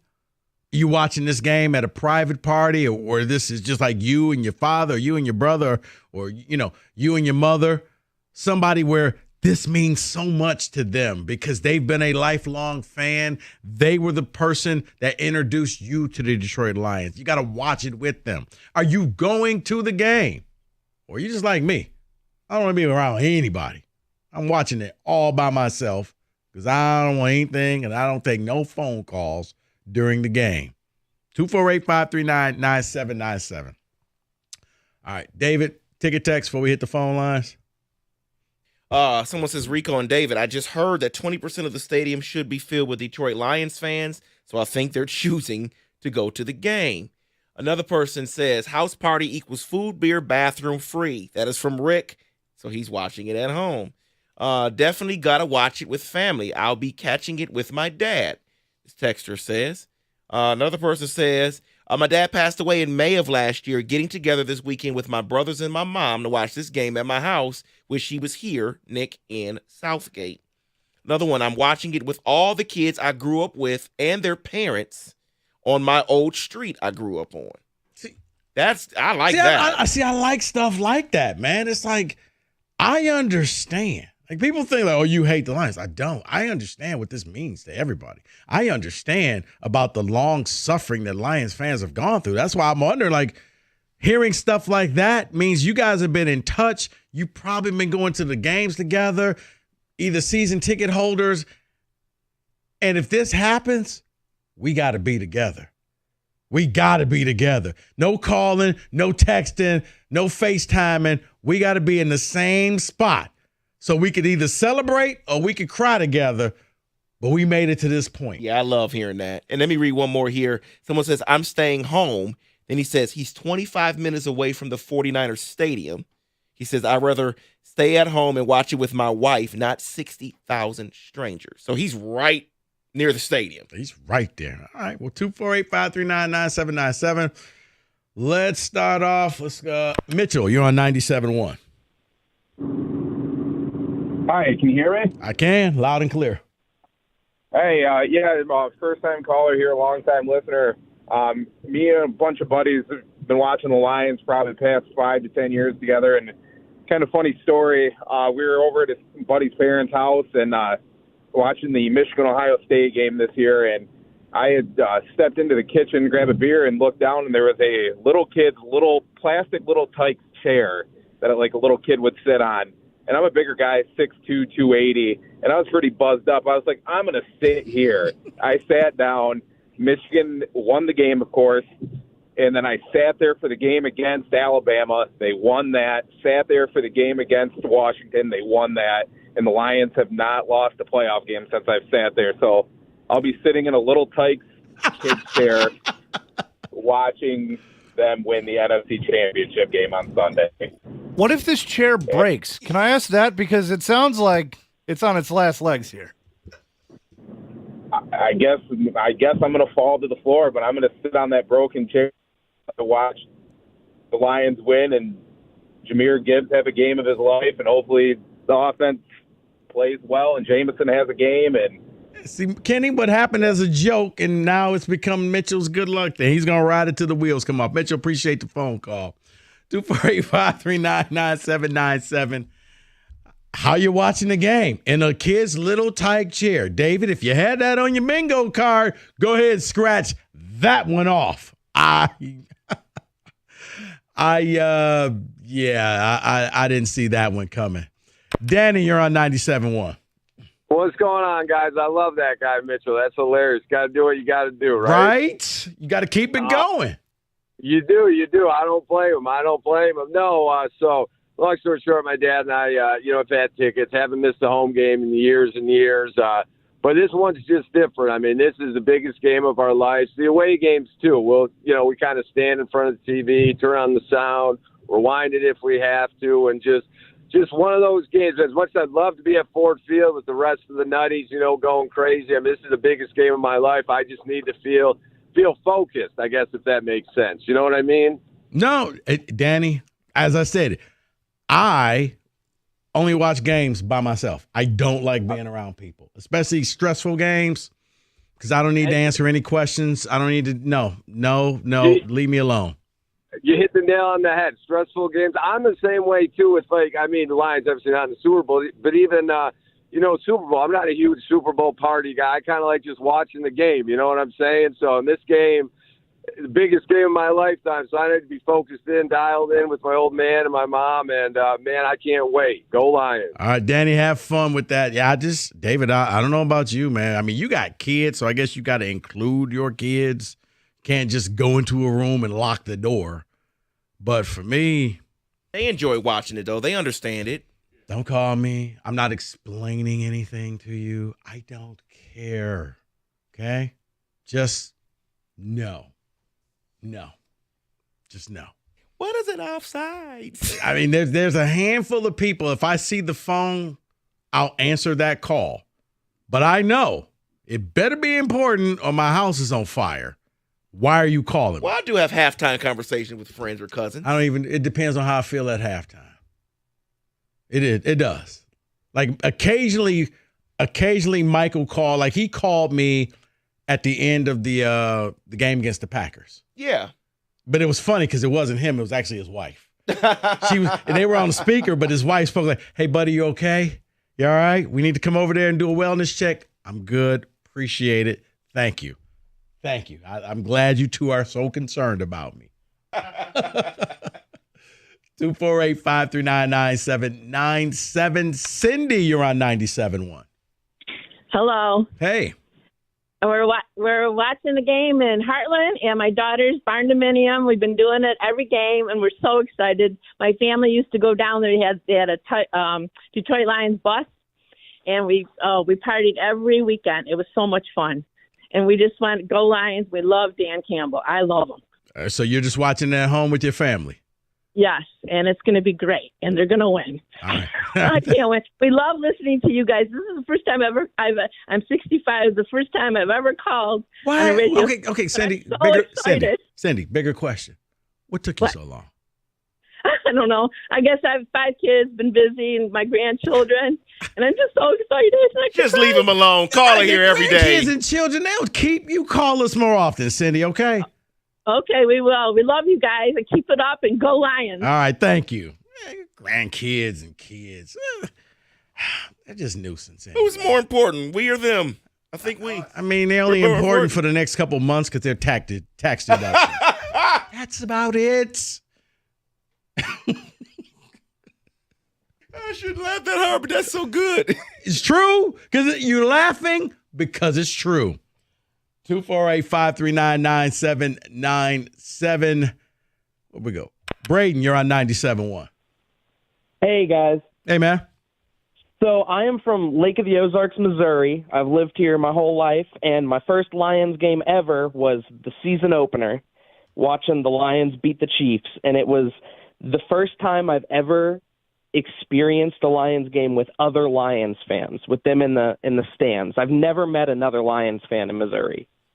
And so I'm driving up for the watch party. I got to watch it at Ford Field with other Lions fans and just experience the whole thing.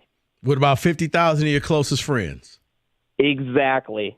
That I've been lucky to meet a dozen of them over the course of my life so far. I'm ready to meet 50,000 of them.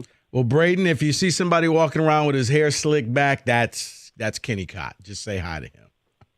All right. I appreciate the phone call. 248-539-9797. He's driving in from Missouri to watch this game. Where are you watching That's the dedication, game? If you're wondering what we're talking about, how and where are you watching this game? Are you watching it at Ford Field? Are you driving in from Missouri? Are you going to be downtown watching this game? Because I can only imagine the crowd, if the Lions win, on the field celebrating, and then spilling out of Ford Field into the streets of downtown Detroit. I don't care what the weather is, cold, rainy, snowy, whatever, foggy.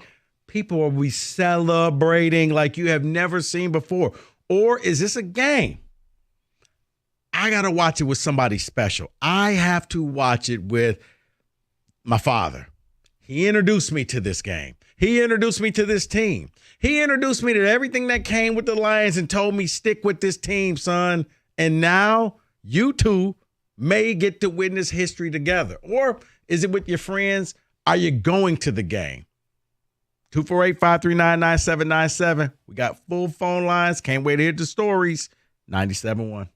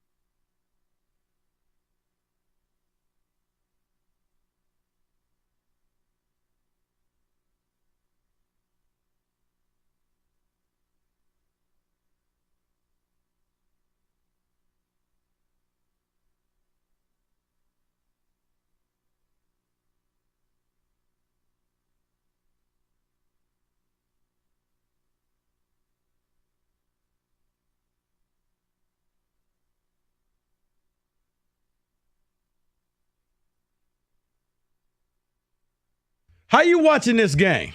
Where are you watching this game? Are you headed down to Ford Field? You watching it with your boys? You watching it with your wife? Who are you watching the game with? Because I know you're watching. You know what? Shout out to whichever one of the big three who moved the shift so that the workers can watch the game. Yeah, GM. Good for GM, them. good for you. And you know what? Good for America. Because we probably didn't want to buy those cars that day because nobody was paying attention to anything that was happening on the line. I think they have wheels. Hey, wait, were we supposed to put all the wheels on? Uh-oh. Hey, Laporta scored. That's all that matters. Go Lions. I kid to all my line people, but yeah. Glad you guys get a chance to watch the game. 248-539-9797. Dave, you got any ticket texts before we jump back into the phone lines? Sure do. Someone says, I'm a Packers fan that grew up in Detroit. I'm driving down from northern Michigan to watch the game with my 74-year-old dad, who's a huge Lions fan. That's from J.A. up north. Wow. Whew. Another one here says, I'm flying out tomorrow. Can't miss this. Eric in Grand Blanc. Now, I love this next one here. It says, hi, Rico and David. Regarding the watch party at Ford Field, my husband will be out watching the game with his boys at his buddy's house. So I decided I'd go down to Ford Field in order to soak up that home crowd experience. I love that. She said, I'm not getting left at home doing this by myself. Okay. Someone else says, just like you, Rico, all alone. No interruptions. That's the way I love it. Go Lions, he says. Another one here says, my dad passed away 3 years ago. He'll be with me at home with my sons in spirit. Wish I was able to share this with the old man. Now, I mean, there's a lot of people I think are going to be very melancholy thinking about people who are not here who, man, you were playing beat the clock, hoping that they could see this, and they didn't. So, yeah, there's going to be a lot of people thinking about loved ones who are just not here, friends, family members who always wanted to experience this. I like the fact that the group that's going to the old neighborhood, that was a cool story. John, you're on 97.1. Hey, guys. Listen to you guys every day. Thanks, man. Love you guys. So I was watching the game with my friend and my buddy the other day, and, after the Lions won, we were jumping up and down, and we were, like, hyperventilating. And then right afterwards, my friends were like, we got to go to the game. And I said, guys, I can't. I have a honeymoon in like a week after the game, spending a lot of money on that. I'm not going to be able to go. And then they said, well, it's your birthday Sunday. If we buy your ticket, will you come?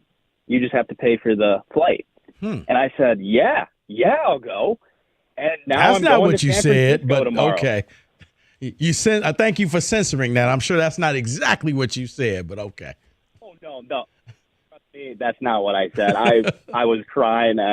It's amazing. I can't even believe it. My friends, I can't believe they did this for me. What a great gift. No, it is, John, and you got a great pair of friends, and go out there and enjoy the game. I mean, wow. David, maybe I was joking with the people on the J side and Ortiz, but did you see the stat? There's been less murders in this city. I have seen that stat. I think maybe people are just feeling good about Michigan football and the Lions. Well, thank you, Lions. There's no anger. For cleaning up the crime in our city. You ain't got all the anger. You ain't got the frustration. You got people buying tickets for other folks. It's a lot nicer out there.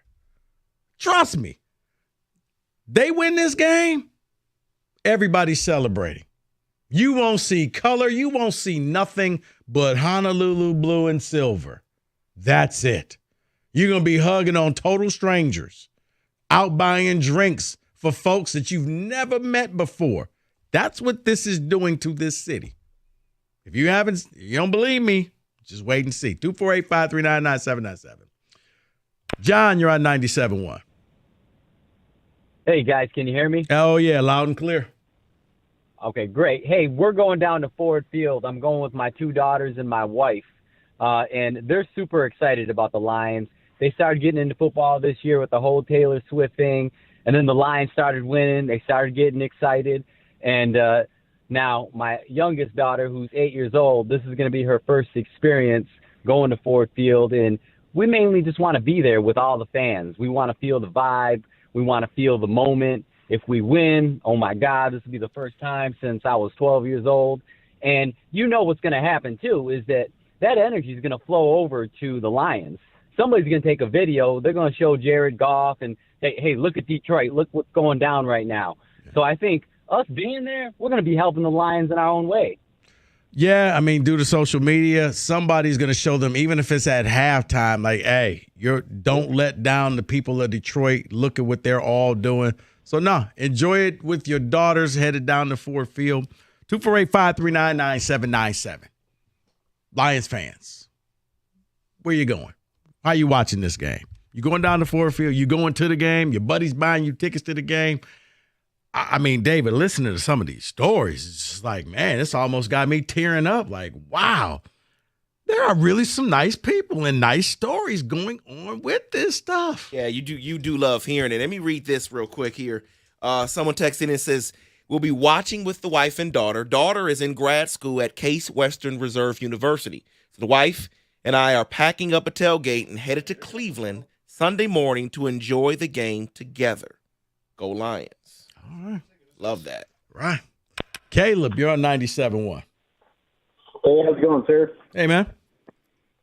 I'm up here in Anchorage, Alaska. I just had to ask you, do you think the fact that Sharon Moore might take over for Michigan, does that mean that we might actually make it to the playoffs? How does that affect anything? For Michigan to make it to the playoffs? Yeah, next year, being that it's a 12-team playoff. Yeah, I mean, I think it gets easier for everybody. If you're Michigan, it depends on if Sharon Moore gets suspended for some games because you got a lot more difficult schedule where last year, let's face it, your first 9 games were cupcake games. So you could absorb that where you coming out the gate, you're playing USC and you're playing Texas and you're playing at Washington. I do think that you have enough talent next year to make the 12-team playoff. You may not get that 1 seed, but I think you'll be in the top 12, Caleb. You think so? Yeah. I think it's going to be an exciting season. No, it should be. For sure. It should be. Appreciate the phone call. Thanks for calling from Anchorage, Alaska, David. Cross that off your bingo board. 248-539-9797.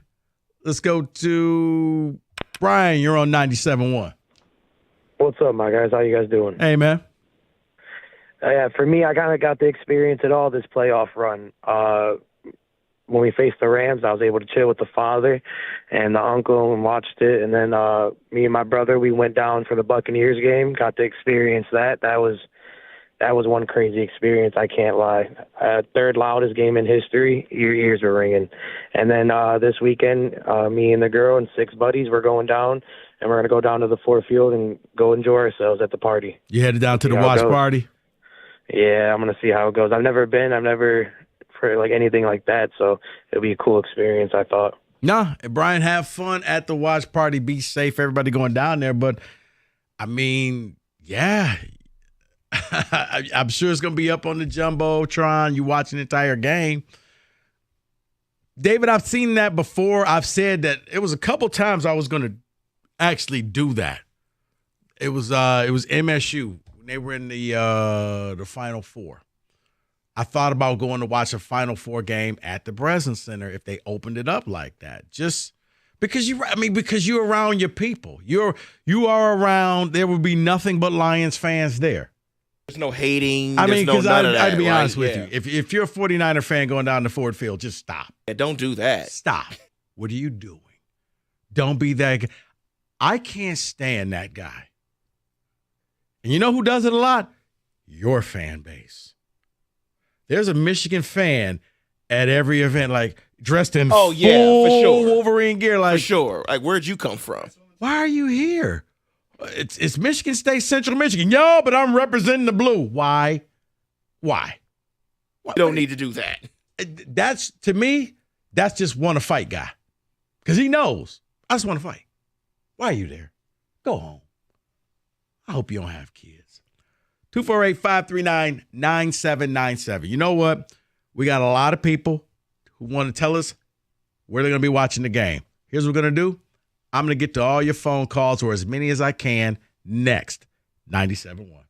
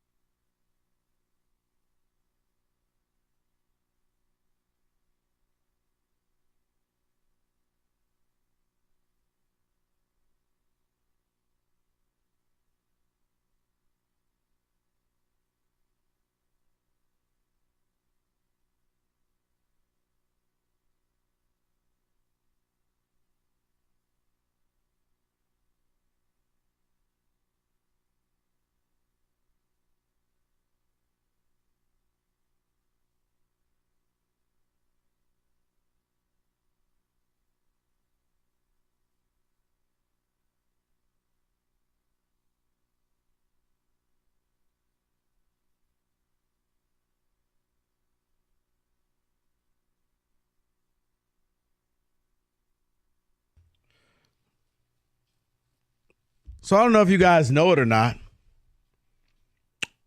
I think it's a football game getting played around 6:30 on Sunday. I got a simple question for you. Where are you watching this game? How are you watching this game? Who are you watching this game with? Are you headed down to Ford Field for the watch party? Are you staying at home and you're watching the game with your dear old dad? The person who taught you the game of football, taught you and brought you into the love of the Detroit Lions. You're hanging out with your buddy, your childhood friends. Or you're just watching the game by yourself. Or you just said, there is no way in HE double hockey sticks that I am missing this game. If I have to drive to Santa Clara, I will be sitting there and I will be a part of the 20% of Lions fans at Levi Stadium. How you watching this game? 248-539-9797.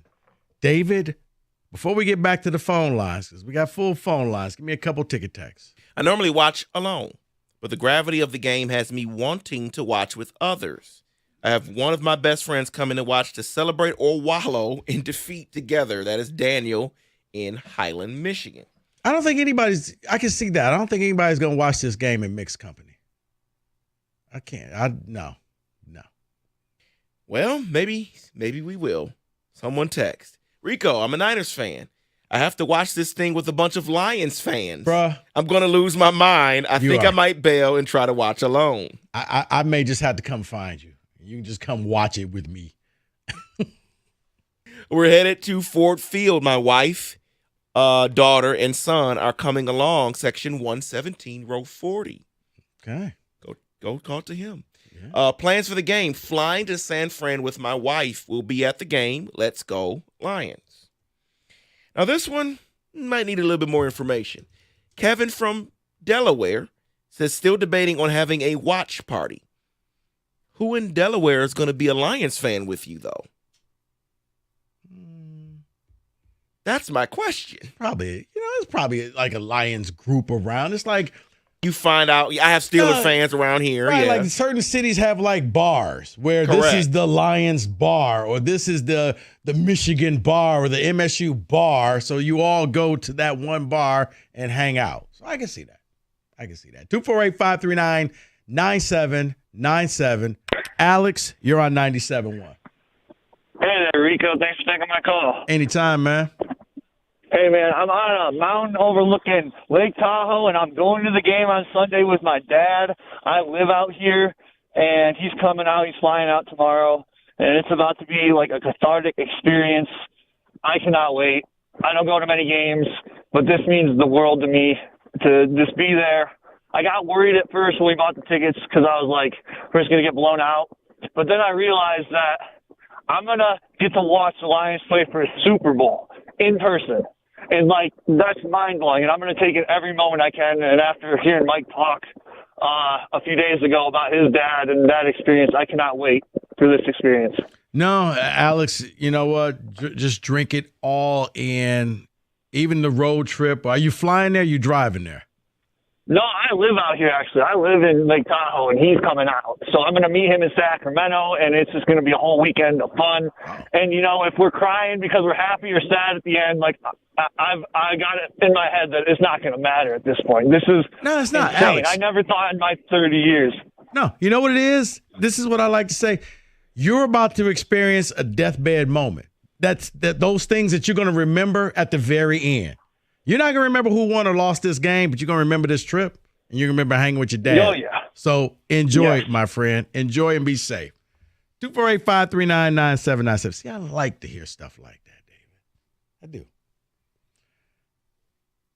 Where are you watching the game?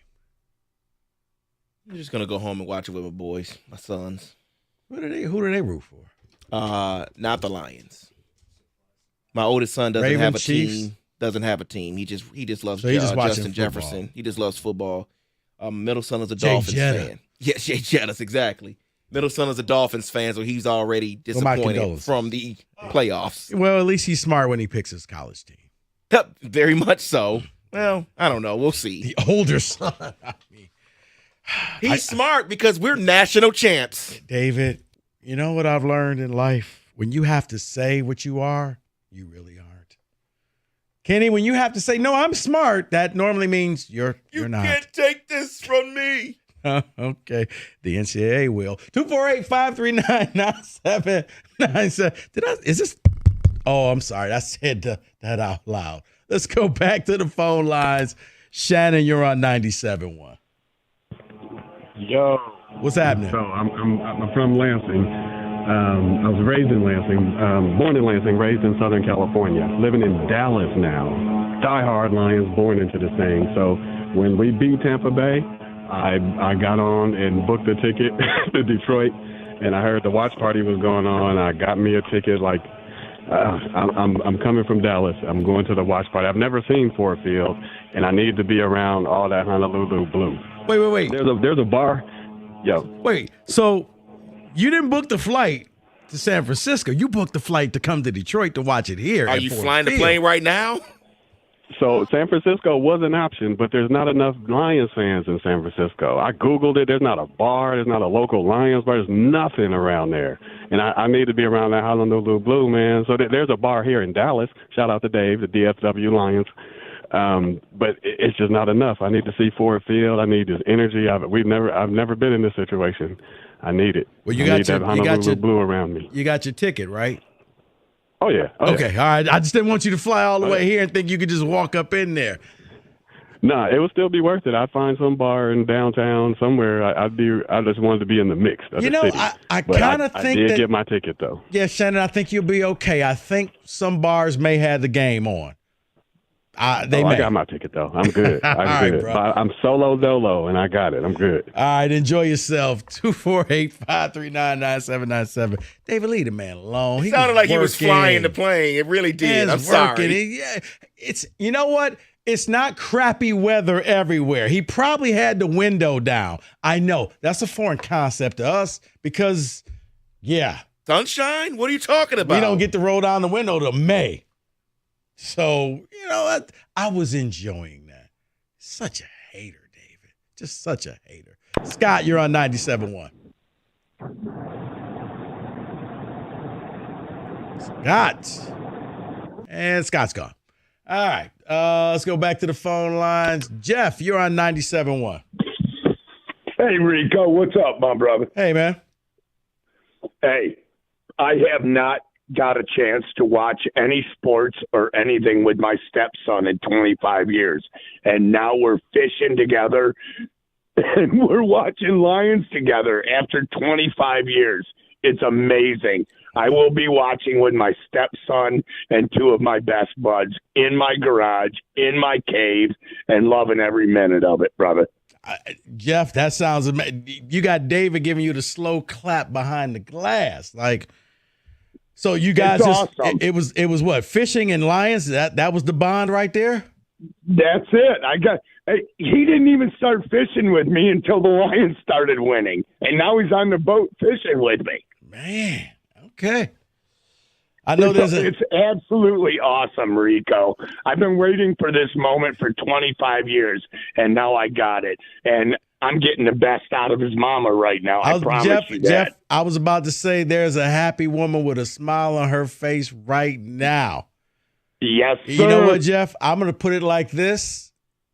Read between the lines, keep reaping the benefits, my brother. Yes, sir. Go Lions, boys. All right. You all right, Rico? This team is bringing this city together. David, I just wanted to know where people were watching the game.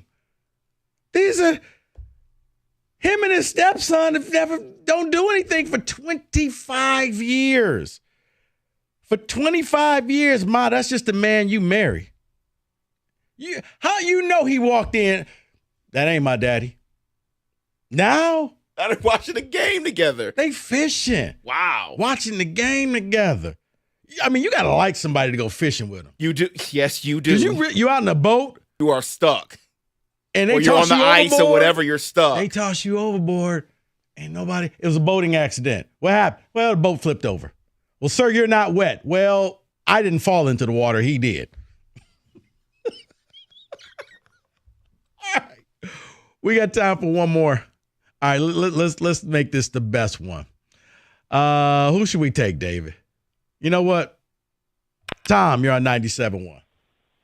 Good evening, gentlemen. Hey, First man. time in a long time. I'm going to be doing a tailgate in my backyard. Me and the neighbors going to get together, and everybody going to throw the Honolulu blue on, and we're just going to tailgate in the backyard and enjoy the game. But I want to put something into perspective.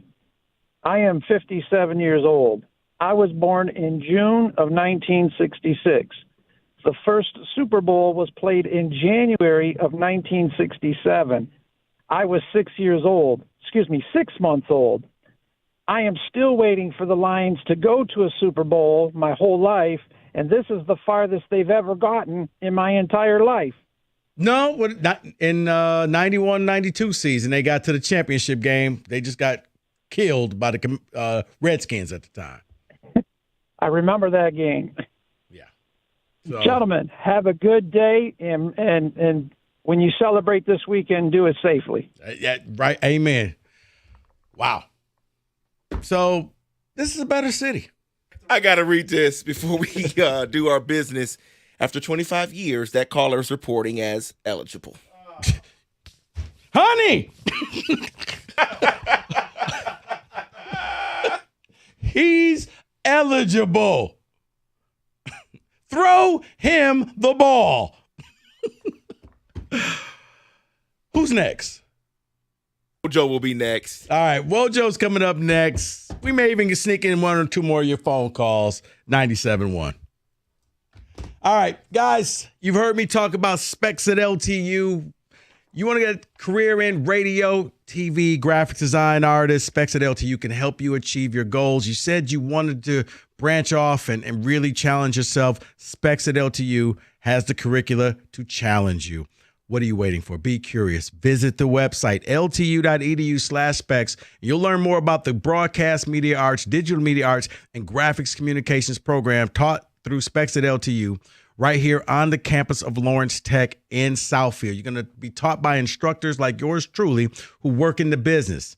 What does that mean? It means you're going to get a tons of hands-on instruction on what it takes to make it in the business. So whether you want to go into radio, TV, graphics design, it doesn't matter. Specs at LTU can help you achieve your goal. Once again, what are you waiting for? Be curious. Go visit the website, ltu.edu/specs to learn more. Then make magic by enrolling in Specs at LTU certificate program today.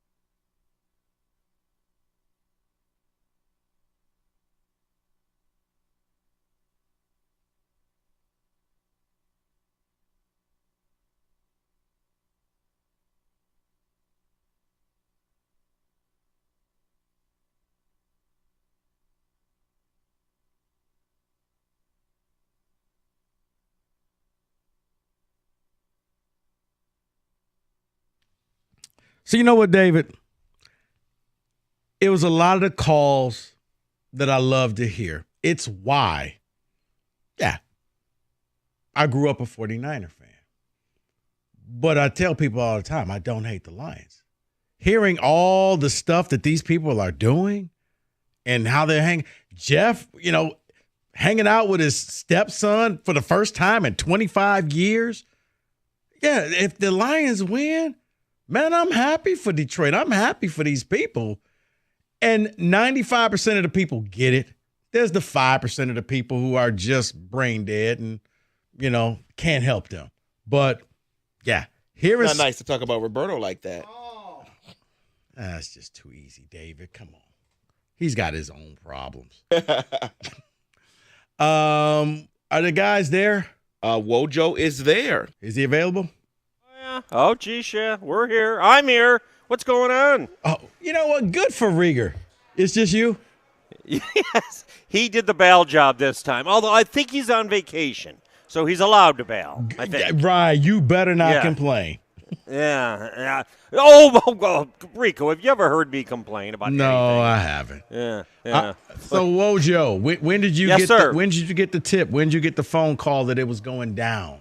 Oh, it went down, yeah. Well, of course, right after I went off the air yesterday, of course, talking about the Jim Harbaugh news, so I do get to chime in for the first time on the airwaves about it. And obviously, not a shocker. I think we had just said, I think you guys had, and I think I've said pretty much 50, maybe 51% one way, and it really did look like it came down to, I don't know, the final hour or so, and I think it's probably best for both sides, probably. Yeah, I think it's been best for both sides for the longest. But seriously, so you didn't get like a heads up like 2 hours beforehand? No, nobody gets a heads up from Harbaugh. Are you kidding me? The only guy that gets a heads up, and he's the one that sent it out at 6:45, Santa? is Little Shefty. Little Shefty, yeah. What about He's Santa? Santa Well, knows maybe. everything. Well, maybe not. He checks his Maybe list. not. Yeah, maybe not Santa. But and that's what I'm going to talk about because I can still talk about the Lions tomorrow and everything else. But today, in the aftermath of Harbaugh, putting it in perspective for Michigan fans, and it was strange because he came and did everything that he was supposed to do and thought he would do or hoped he would do, and now he's gone. And I kind of feel like people are at peace with it. I don't think, like if he had gone left 2 or 3 years ago, go, all right, whatever, screw you. I think people, both sides, are at peace with it. Am I wrong about that? That's my perception for Michigan fans or fans in general. He did his job, and he left. And now he wants to go win a Super Bowl with good luck with that, with Justin Herbert. So what do you think? I mean, because we talked today, did he leave Michigan in better or worse shape than he got the job from Brady?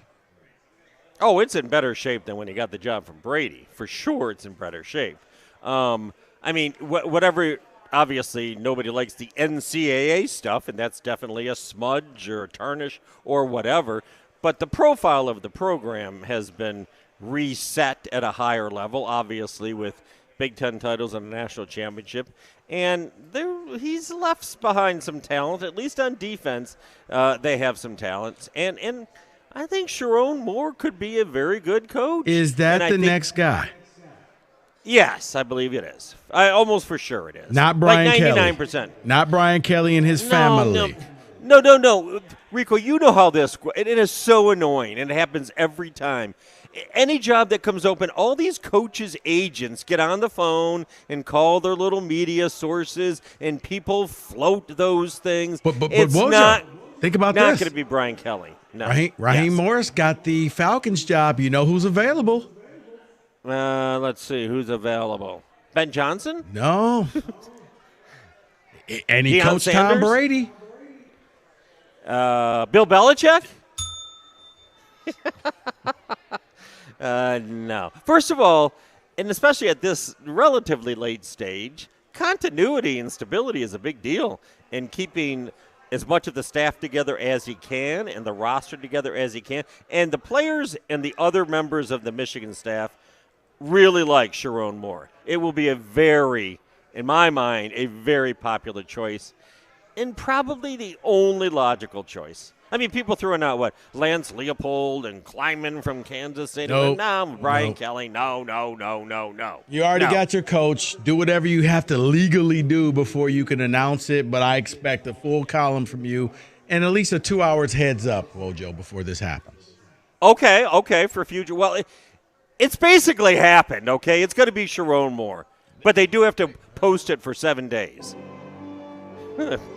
Oh, God. Valenti's back, I see, huh? Did he press that button from afar? I know how he operates. All right. Wojo coming up next live from Buffalo Wild Wings.